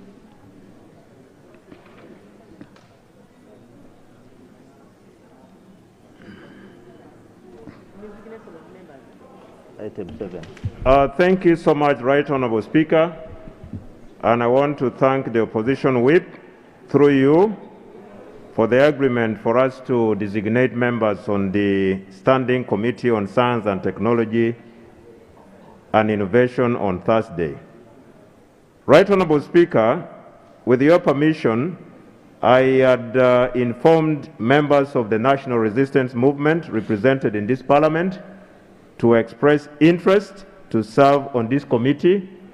And with your permission, let me re-echo that same call that for members who have not yet expressed interest, please kindly do so between today and Thursday morning before we designate. Thank you so much. Thank you. Whips, you also called upon to designate members of the Appointments Committee to another, a second Standing Committee of the House. The Speaker made that ruling some time back. We've been waiting to do that. So members of the Appointments Committee should be given another committee because this one, they rarely have business, and we do want to utilize them effectively. So please do that on Thursday with this one of Science and Technology. Okay. Item number 8. Motion for adoption of the report of the Committee on National Economy. No, item number 8, which is on the beer, rainwater. Item 9, motion seeking leave of Parliament to introduce a private member's bill entitled the Rainwater Harvesting and Storage Bill. Honorable Yeri Ofono. Okay. The Honorable colleague is not around. The next. Item 10, motion seeking leave of Parliament to introduce a private member's bill entitled the Contract Farming Bill. The Honorable Abed Bwanika.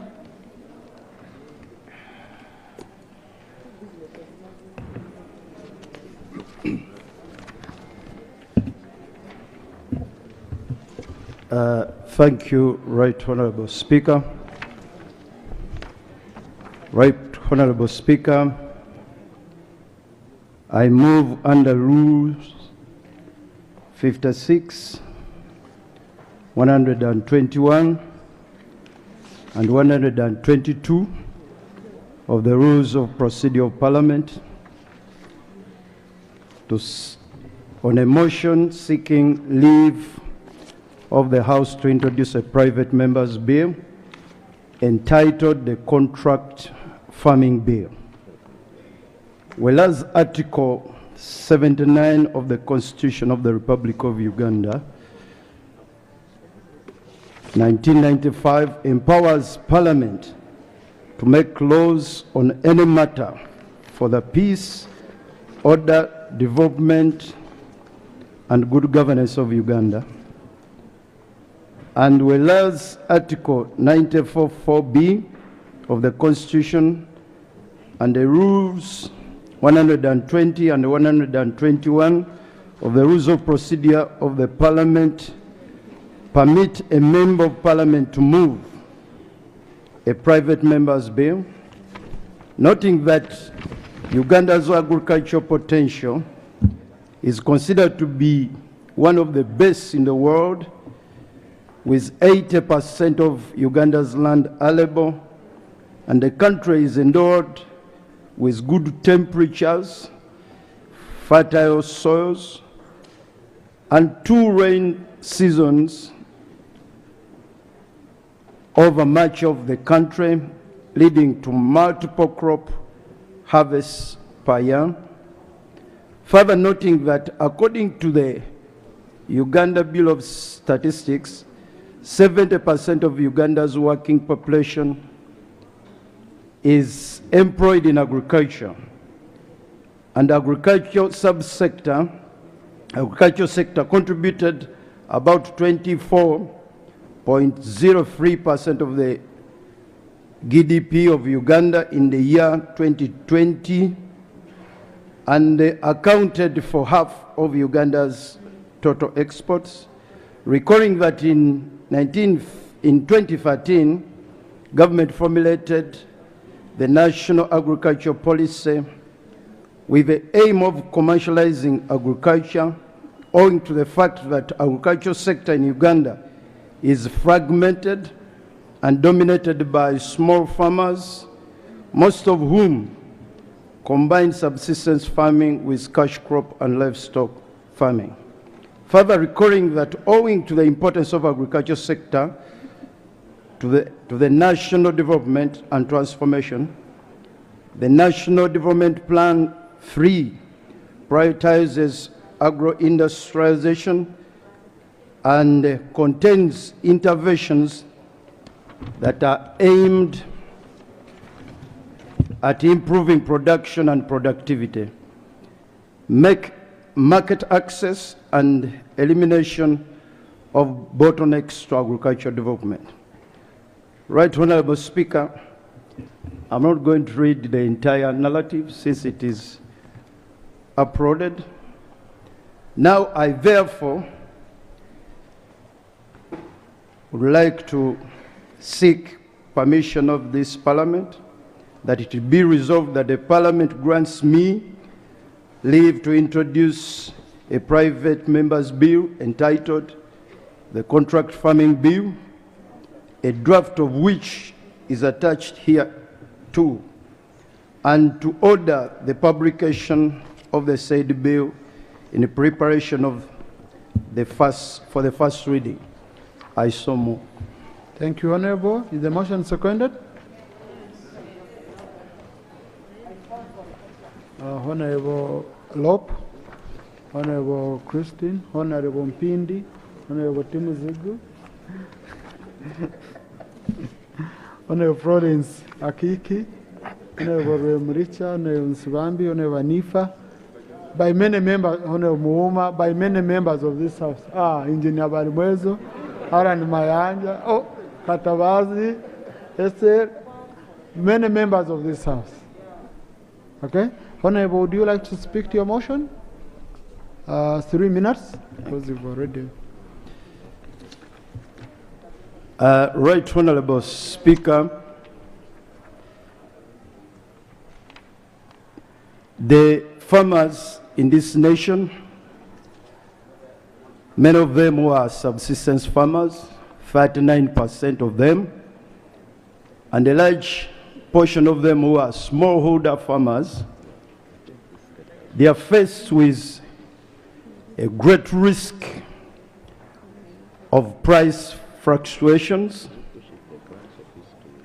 and this bill, if passed, it will go a long way in mitigating the risks that arise out of price fluctuations, and will help the farmers in this nation to negotiate the best prices with the buyers.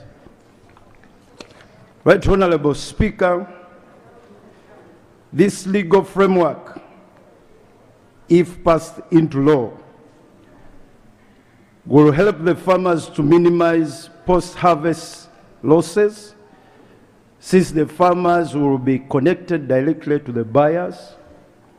So the question of them looking for where to keep their produce does not arise, and that will help the farmers to get further benefits out of agriculture as an economic enterprise. Right Honorable Speaker, the buyers also are going to benefit out of this legal framework because the provisions of this proposed law will help them to connect directly to the farmers, to negotiate the best prices, but also to do planning for the markets. Right Honorable Speaker, the provisions of this bill also provide for block farming.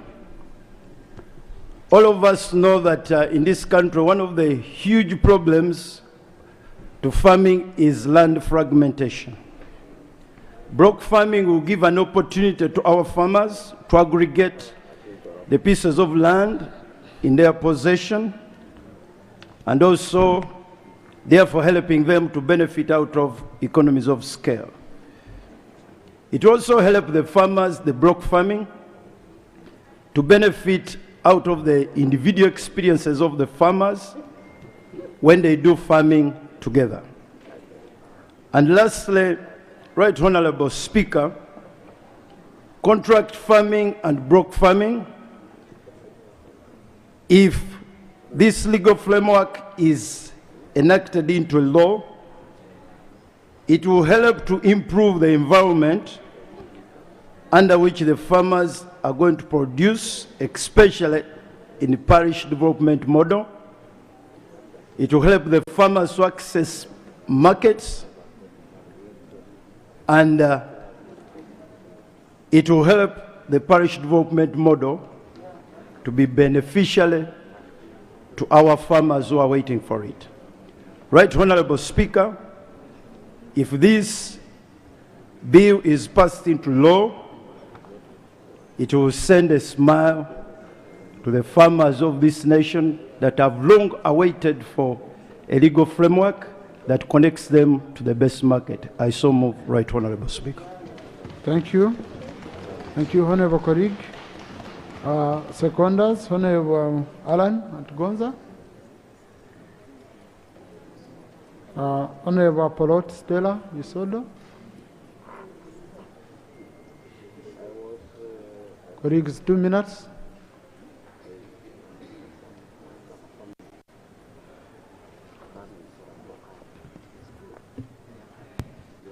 Thank you, Right Honorable Speaker. Right Honorable Speaker, I'm here to second the motion for the contract farming bill. Right Honorable Speaker, contract farming is an agricultural production carried out according to the agreement between the buyer and the farmers, and it establishes conditions for production and marketing of the farm products.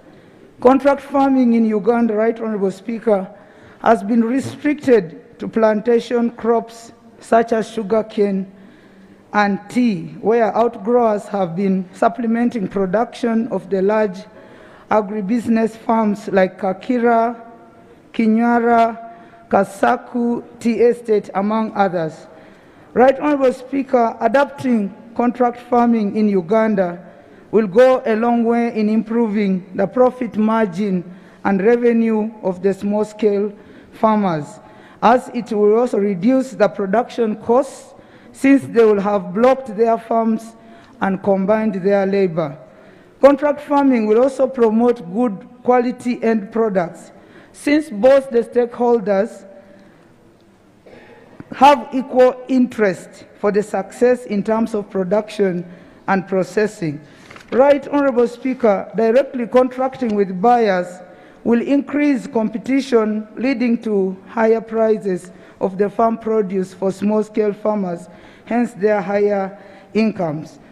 Right Honorable Speaker, contracting will also go a long way in contributing to the NDP 3 and Pillar number 1 and 2 of the PDM, which routes for agro-industrialization, production, storage, processing, marketing, improved infrastructure, economic services such as improved roads, access to infrastructure, and the agro-technologies, among other benefits.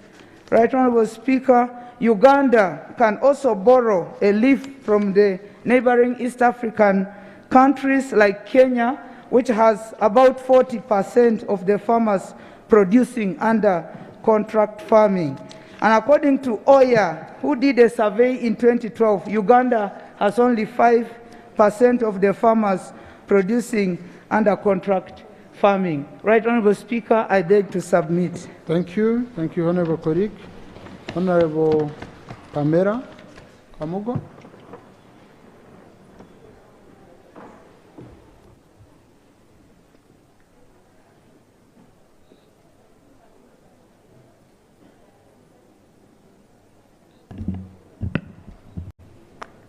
Thank you so much, Right Honorable Speaker. I raise support a motion moved by Honorable Abed Bwanika about contract farming. Right Honorable Speaker and colleagues, contract farming is carried out on the basis of an agreement between the buyers and the farm producers. Sometimes it involves the buyer specifying the quality required and the price, with the farmer agreeing to deliver at a future date.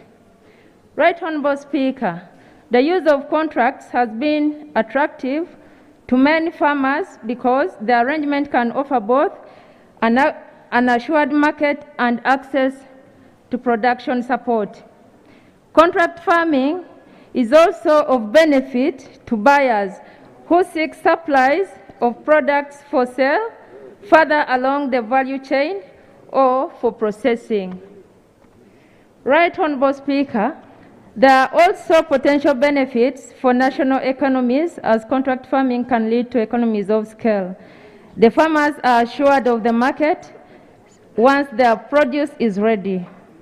Right Honorable Speaker, contract farming controls the whole farming and agricultural value chain right from the seed to the plate. It also gives both the buyer and producer security for their transactions since there is a binding agreement. Lastly, but not the least, contract farming helps farmers to concentrate only on what they can sell instead of producing what they are not sure of its market. Right Honorable Speaker and colleagues, I beg to submit. Thank you, Honorable. Honorable Christine Diwarana. Okay. Oh, okay. So, colleagues, this is something where we don't usually have a lot of debate because it's clearly provided for it. You are right. Under Article 94, Clause 3B, that you can have a private member's bill, and also Rule 122, Sub-Rule 1. They are provided for. Now, the only thing we have to be cautious about are two. One, Article 93 on financial implication. So, Honourable Member, please ensure that you comply with that article.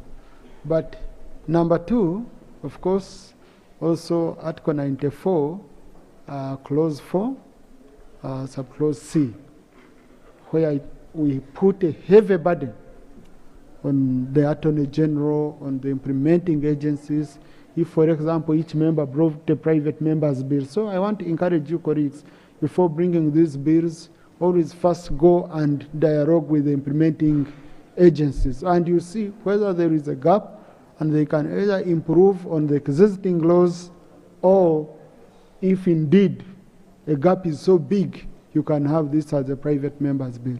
But Rope, I think we shall need a dialogue with the Attorney General and the Chief Whip, the opposition whip.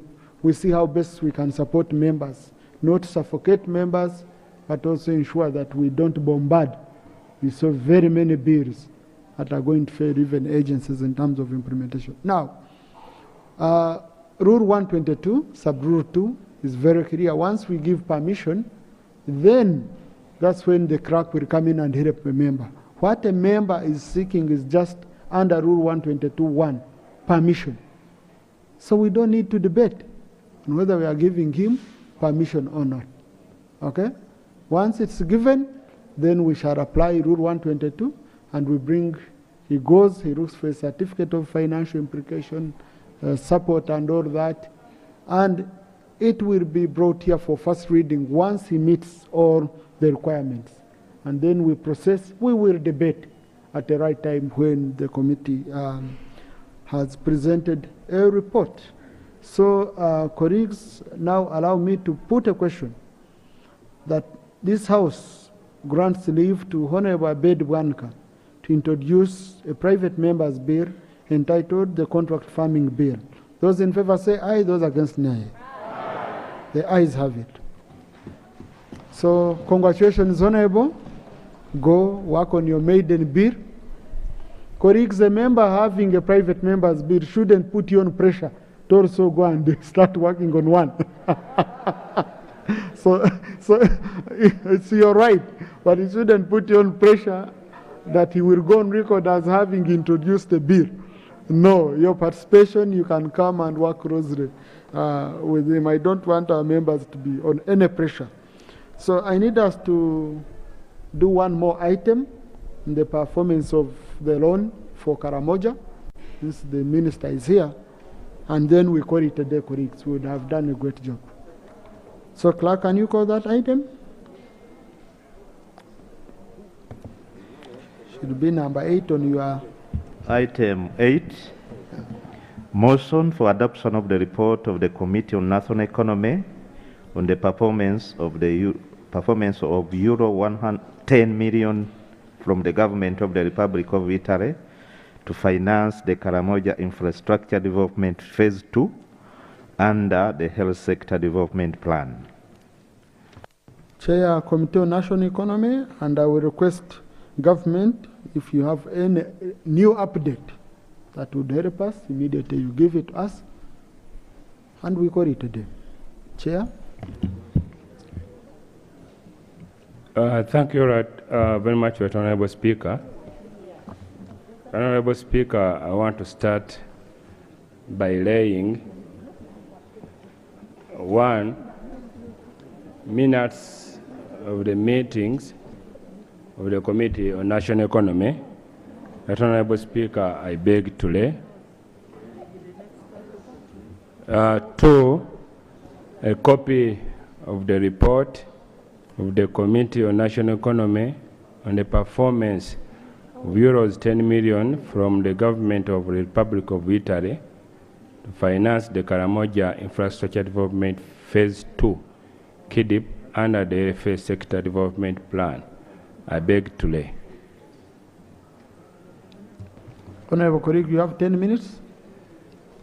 Much obliged, Honorable Speaker. Honorable Speaker, the report I'm presenting is a report of the Committee on National Economy on the performance of euros 10 million from the government of the Republic of Italy to finance the Karamoja Infrastructure Development Project Phase 2, KIDIP, under the LFA Development Plan.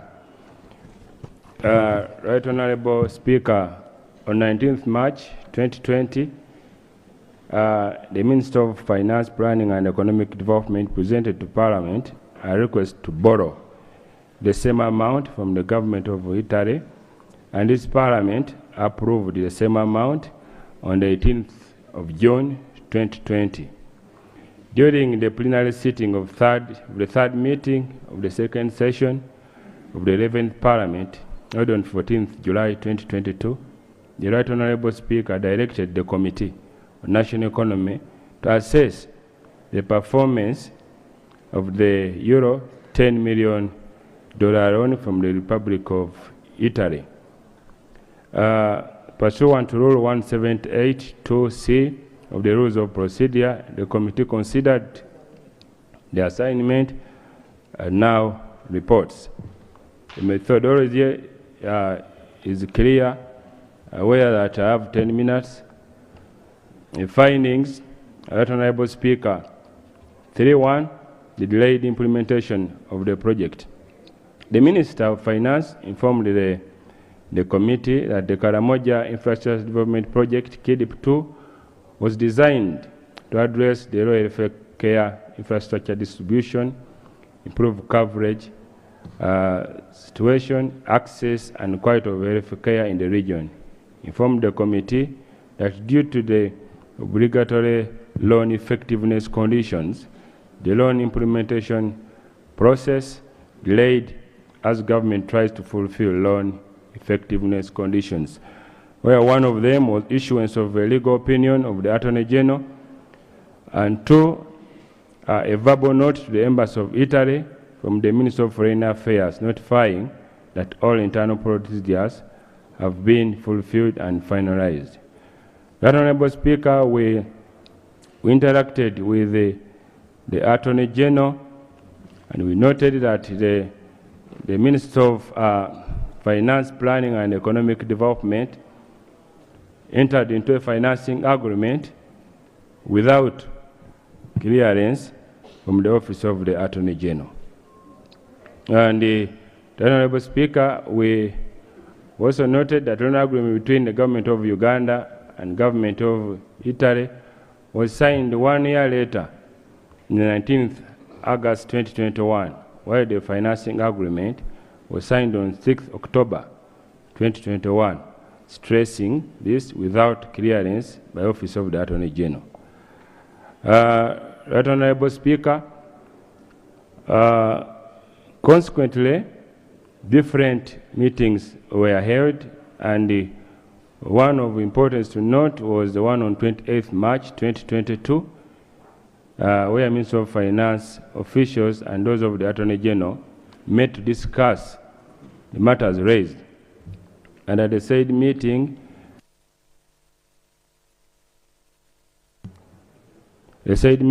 Honorable Speaker, some of the issues were, one, that the multiple responses, because Honorable Speaker, for the last 2-3 years, the activities have been just correspondences from finance to Italy, from finance to Office of the Attorney General. So those are the activities. And the issue that the multiple correspondences between them and the Attorney General was as a result of the matter being handled by different officers at different points from their end. That is the submission by Minister of Finance. That much as their requests had not been clear, the legal opinion requested for to have covered the two agreements, both the financing agreement and the loan agreement.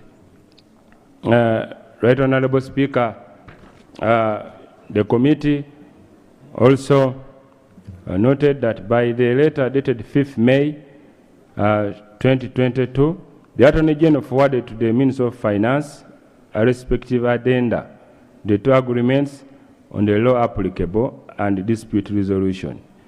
And on 18th July 2022, the legal opinion was duly rendered and delivered to the Minister of Finance.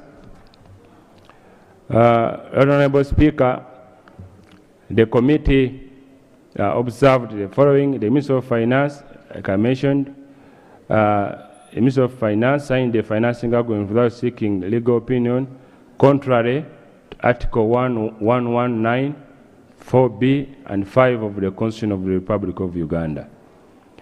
Right Honorable Speaker, although the proposed amendments to the agreements were submitted and received by the government of Italy, it is not clear.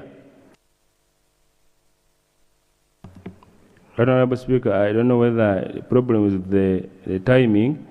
I think I've used maybe 5 minutes. Go on, Honorable Colleague. Thank you, much obliged, Honorable Speaker. The process, the committee notes that the process has taken over 2 years, and the communication between parties taken too long in endless correspondences, which has affected loan disbursement. The committee recommends, one, the Minister of Finance, Planning and Economic Development should in future abide by the legal provisions of the Constitution. Two, those who sign the financing agreements without first seeking legal opinion of the Attorney General should be personally held responsible for any shortcomings in the project delays. The committee further recommends that the Minister of Finance, the Office of the Attorney General, and any other minister relevant to fulfilling the effectiveness conditions of this loan, form a committee to minimize the bureaucracy and interministerial correspondences. Honorable Speaker, the committee also noted that the loan of 10 million euros seems to be too small and could have been easily absorbed in the normal budgeting process. And the committee therefore recommends that the House resolves that the minimum amount for any external borrowing should at least not be less than 20 million dollars to minimize costs related to contracting loans and maximize benefits. The committee further recommends that the future government should develop mechanisms of internally financing such small-scale projects to avert future pressures on debt. Honorable Speaker, to report there was an ongoing project already which is funded by a grant, which is $4.2 million, euros from the government of Italy, but it has taken over 5 years for this grant to be fully availed. And the committee recommends that the final accounts and closure with the previous contractor be concluded to verify the project cost overruns that were estimated to be US dollars 344, 315, largely as a result of delays in fulfilling contractual obligations. And the last recommendation, Honorable Speaker, the committee recommends that geoterrestrial studies be carried out prior to project implementation to avoid cost overruns. In conclusion, Honorable Speaker, the overall performance of the Karamoja Infrastructure Development Project Phase 2, KIDIP, as at August 2022, is at 0, and no loan disbursements have been made by the project financiers due to delays by the Ministry of Finance, Planning and Economic Development to put in place key loan effective conditions in order to trigger loan disbursement for the implementation of the project. As a result, the anticipated project objectives, outputs and outcomes have not been achieved despite the timely approval of this loan by the Parliament of Uganda. Honorable Speaker, I beg to report. Thank you. Thank you, honorable colleagues. I think this report helps us colleagues in terms of efficiency of implementing projects which we pass here. And that's why the committee really, I don't know how you can encourage government to borrow more by saying you only approve huge sums. So it's a very clear precedent here that a committee of parliament or parliament does not question the resolutions of the previous parliament. This was a resolution of parliament processed by the same committee on which me and you, Migade, honorable, used to sit. But number two, when you say government of Uganda should absorb such expenditures, you see, how does government of Uganda raise this money? Some of it is borrowed from the money market at over 15% through bonds and bills. But this is a loan which you are getting at management fee 0, commitment fee 0. I think it was more or less like it had a grant element, so it was more or less an interest-free loan. Now, which business sense does it make for you to say you don't borrow 40 billion internationally at 0 interest rate, but then you borrow it from the money market at 15%, and you come and you implement a project? So we should leave government freedom. If it can get, I remember how this loan came, and in that committee, we were processing the Spanish loan of 20 million euro to do the aerial survey of the Karamoja mineral areas. And the MPs from Karamoja made it a point and appealed to the House that we shouldn't pass the loan for survey of minerals before we pass a loan for health centers, improving health infrastructure. And we did our part as a House, but for 2 years, nothing has been disbursed. So the question is, before a loan is brought here, you mean you're not ready? So we as Parliament, we approve, then you go back to work on terms, on conditions, but I thought we approved the terms. There are some other details maybe which usually are not yet complete. So, Honorable Attorney General, this is aimed at curing such a defect of us approving a loan and for 5 years it has not been implemented. We look shabby as a House. So, Attorney General, I don't know whether I wanted to say something, then I allow a few colleagues.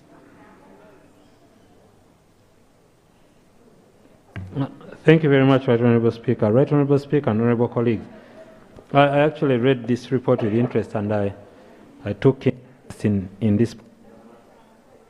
And definitely there are many lessons learned. There are many lessons learned on how we do our business, and you can be sure it will be a lot smoother. We lose a lot of time in intergovernment departmental letters and communication. Now we've taken on a new method where we meet physically, go through these processes, and then render the opinion after we've discussed them. And this should be, we are moving a little bit more efficiently, okay, as more than before. Thank you very much. But I got information that you cleared this run and implementation is starting. Yes, we insisted on doing the documents anew, and they were done, they were approved and sent back to finance to handle. Yeah. But this was done. Okay. Colleagues, I have information that the first batch of 5 million euro, because I really followed up on this, the first batch of 5 million euro was going to be released so that they start implementing the project. Honorable, I will allow just like 5 colleagues. I don't know really what we want, apart from going on record of speaking. I don't know really. I'm going to listen. It will determine whether we are just going on record to have spoken or not. Okay? Honorable Azza, and then Honorable Obiga Rose. Thank you very much, my Right Honorable Speaker and my dear colleagues. Honorable Chair for Finance. 2 minutes. A similar scenario happened in 2020 when we passed a loan here, $300 million for construction of 3 roads. That was in May 2020. And one of the roads is supposed to be from Laropi to Moyo up to the border at a place called Afoji. And up to now, we have not seen any signs, whether compensation of the people along the roads, any signs, nothing. We don't know where that money has gone since 2020. So I would like to get information about the same. Thank you. Honorable, we passed the loan? In May 2020. Under which fund? African Development Bank. Okay. Yeah, supposed to be used for constructing 3 roads.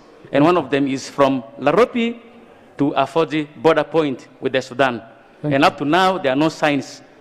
Thank you very much. Honorable Migade, when are we getting our report on performance of loans? Because that report needs to be given comprehensive debate on the floor. Right Honorable Speaker, we can be ready next week. Wednesday, we are ready. So colleagues, as you're debating, you know we assigned the Committee on National Economy to bring a report, comprehensive report on performance of loans. So let's limit ourselves to this Karamoja. This one. Yeah, thank you so much, Chair. Speaker, sorry, Right Honorable Speaker. I feel so touched that Karamoja, that is really going through hell, still finds this kind of air. I want to thank Attorney General that we are getting on track, but I want to say that it's important to track all the projects, all the air that is in the country, so that we are not going to pay air to these so-called funders or these people who are giving us loans. Otherwise, I'm in agreement. Thank you so much. Thank you. Yes. Honorable Faith Nakut, then I come this side. Thank you, Right Honorable Speaker. I am glad that we have had this discussion, and I thank the committee for a good job. 3 years, a lot, waiting for health facilities to be constructed. A number of lives have been lost in the process of waiting. I want us to note that the delay was ours of government, not of the financier. So it is my prayer that we track the progress of this implementation. While, Right Honorable, you've said that there is 5 million already released, the actual construction of health facilities is not actually happening.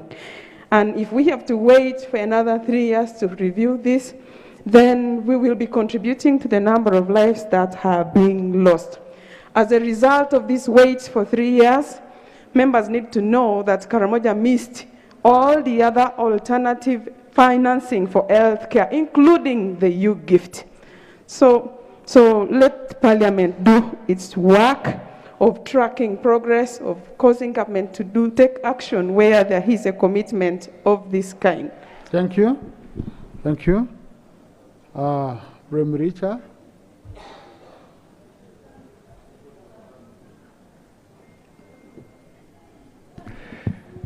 Thank you so much, the Right Honorable Speaker, sir, for the opportunity, and honorable colleagues. I want to thank the chair for this report, wonderful report. Chair, I think in this country we have a problem with the issue of borrowing. Personally, me and you, the Right Honorable, used it on national economy in the last term. I noticed that there is a lot of borrowing, but implementation of these monies, making sure that these projects are put into use, becomes a very big challenge. Looking at Karamoja, this was a very well-intended loan helping Karamoja, you know Karamoja. But these people have suffered for almost 2 years now without any project taking place in this area. And Speaker, I wanted us as Parliament to be serious with Minister of Finance, because the procedure is very clear. When you are coming to Parliament, you would have done all other necessary steps. We come and pass loan, then you go and implement. Then I don't see going in reverse. After Parliament has approved the loan, then you go back and begin negotiations. I think this is a bad practice by government, and I really support the Right Honorable that the committee should bring the performance of all loans. You would see how money has been wasted. Thank you. And government is paying a lot of interest. I thank you so much, Right Honorable. Amuria, then Ruchiga, then Wakiso. Thank you, Right Honorable Speaker. Right Honorable Speaker, I want to thank the committee for the report. However, I just wanted to be guided whether this country we shall need another commission to help us to identify our priorities. Because every time we are looking for money to do something that is good, it is sat on. We pass loans here even to take care of refugees. But when it comes to our own people, taxpayers of Uganda, we do dilly-dally. Mr. Speaker, I don't understand whether we have good intentions for our own people. I want to be helped whether we need another new commission or an authority to identify our priorities, because even in the budgets, you find unfunded priorities. Why do you don't call them priorities if they are unfunded? Mr. Speaker, there's something that needs to be done. Secondly, there are ministers who have very high appetite for asking for loans in this house. I don't know whether the president still follows up like he used to do when we were in the Committee of National Economy with you, Mr. Speaker. Because there were some loans that would be requested for, and we approved them from this house, and they are never used for the purpose for which they have been picked. They are redundant up to now, and the taxpayers are paying money. Mr. Speaker, this is very bad for our country. Something needs to be done. Thank you. Ruchiga, and then Wakiso. Thank you so much, Right Honorable Speaker. For the record, my name is Roran Diomjeni, and I represent the people of Ruchiga. I'd like to thank the committee for the report and the proposal. But as the previous speakers have mentioned, in this country we have a problem of borrowings not based on priorities, and in the end, there are so many redundant loans in the Ministry of Finance which are not helping Uganda as an economy to grow. There are so many loans, Right Honorable Speaker, on which we are paying interest, for example, and those loans are not doing the work they are supposed to do. I don't know to what extent this country can go in borrowing, because whereas sometimes borrowing is good for purposes of spurring the economy, but if the loans are not properly used, if the loans are redundant, then what is the whole purpose of borrowing? Why can't we also look at the internal sources of getting funding for some of these projects? Why should we always go out to look for loans, and yet there are also internal sources of funding? It is quite absurd, Right Honorable Speaker, that when you look at the budget, for example, for this financial year, almost 50% of the money that we are going to spend is going into interest payments. For how long are we going to continue borrowing?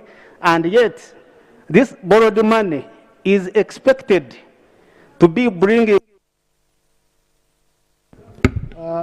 Wakiso?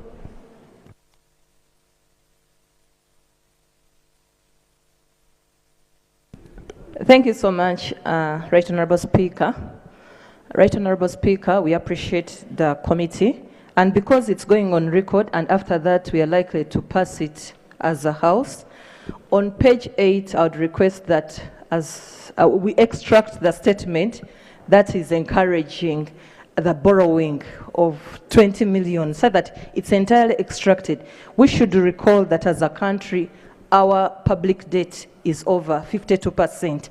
And right now as a country, we only need to devise more means of how we are overcoming the very difficult economic times we are going through. So to me, I could request that we can now extract out that statement, and we are able to ensure that it's not us who are again strengthening borrowing in this country when we have not yet settled that debt we have. Thank you. Thank you. Honorable Koriga, I totally agree with you. It's the Minister of Finance who knows how we are moving with the economy, and whenever he needs to borrow, he comes here. So we shouldn't be saying, we want you to borrow higher funds, higher amounts. No, let him borrow what he feels we need. Okay, Lop?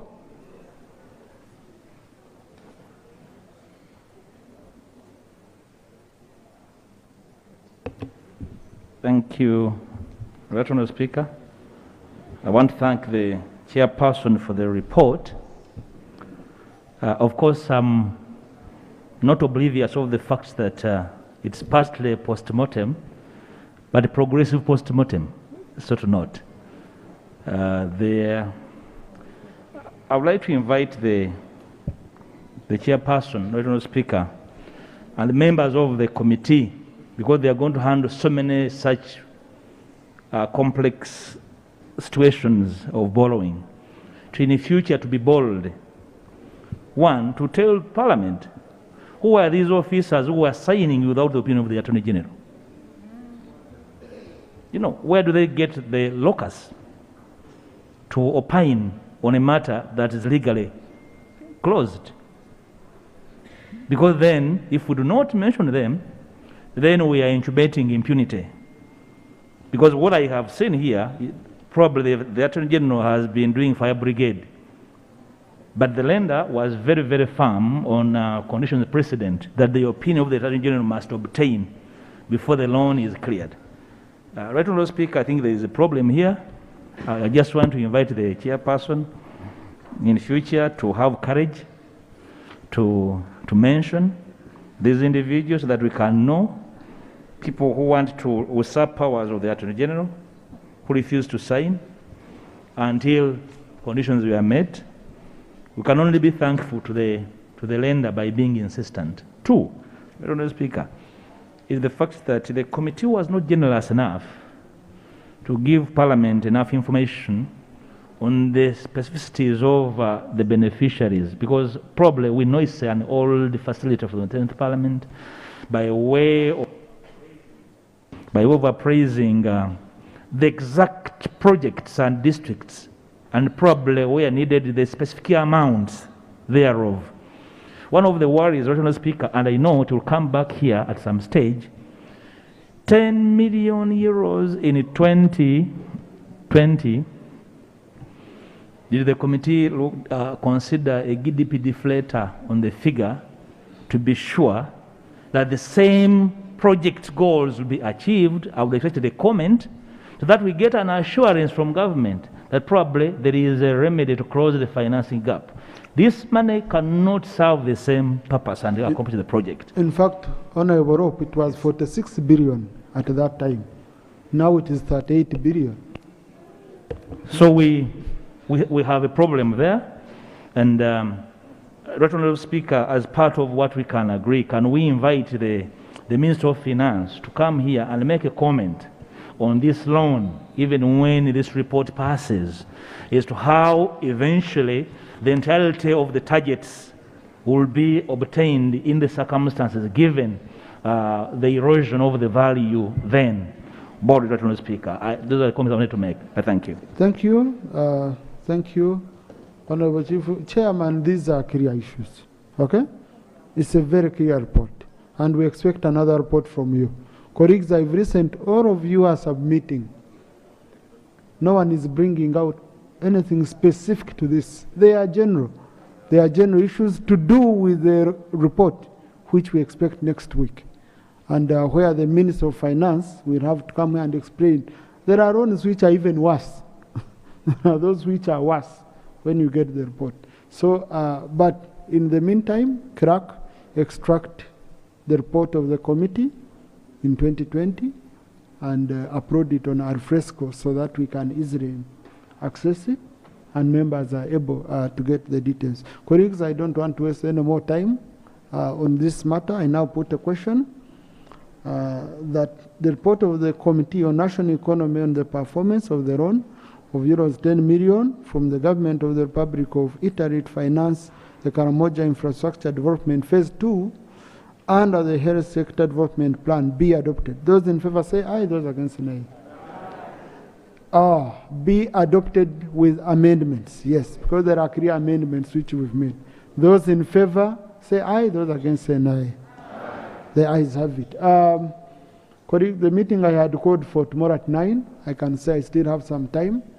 I invite the Leader of Opposition, the Government Chief Whip, the Opposition Chief Whip, the Attorney General, the Chairman Committee on Finance, Chairman Committee and Vice, and Chairman Committee for Legal to meet me in my chambers in the next 10 minutes. House adjourned to tomorrow 2 p.m.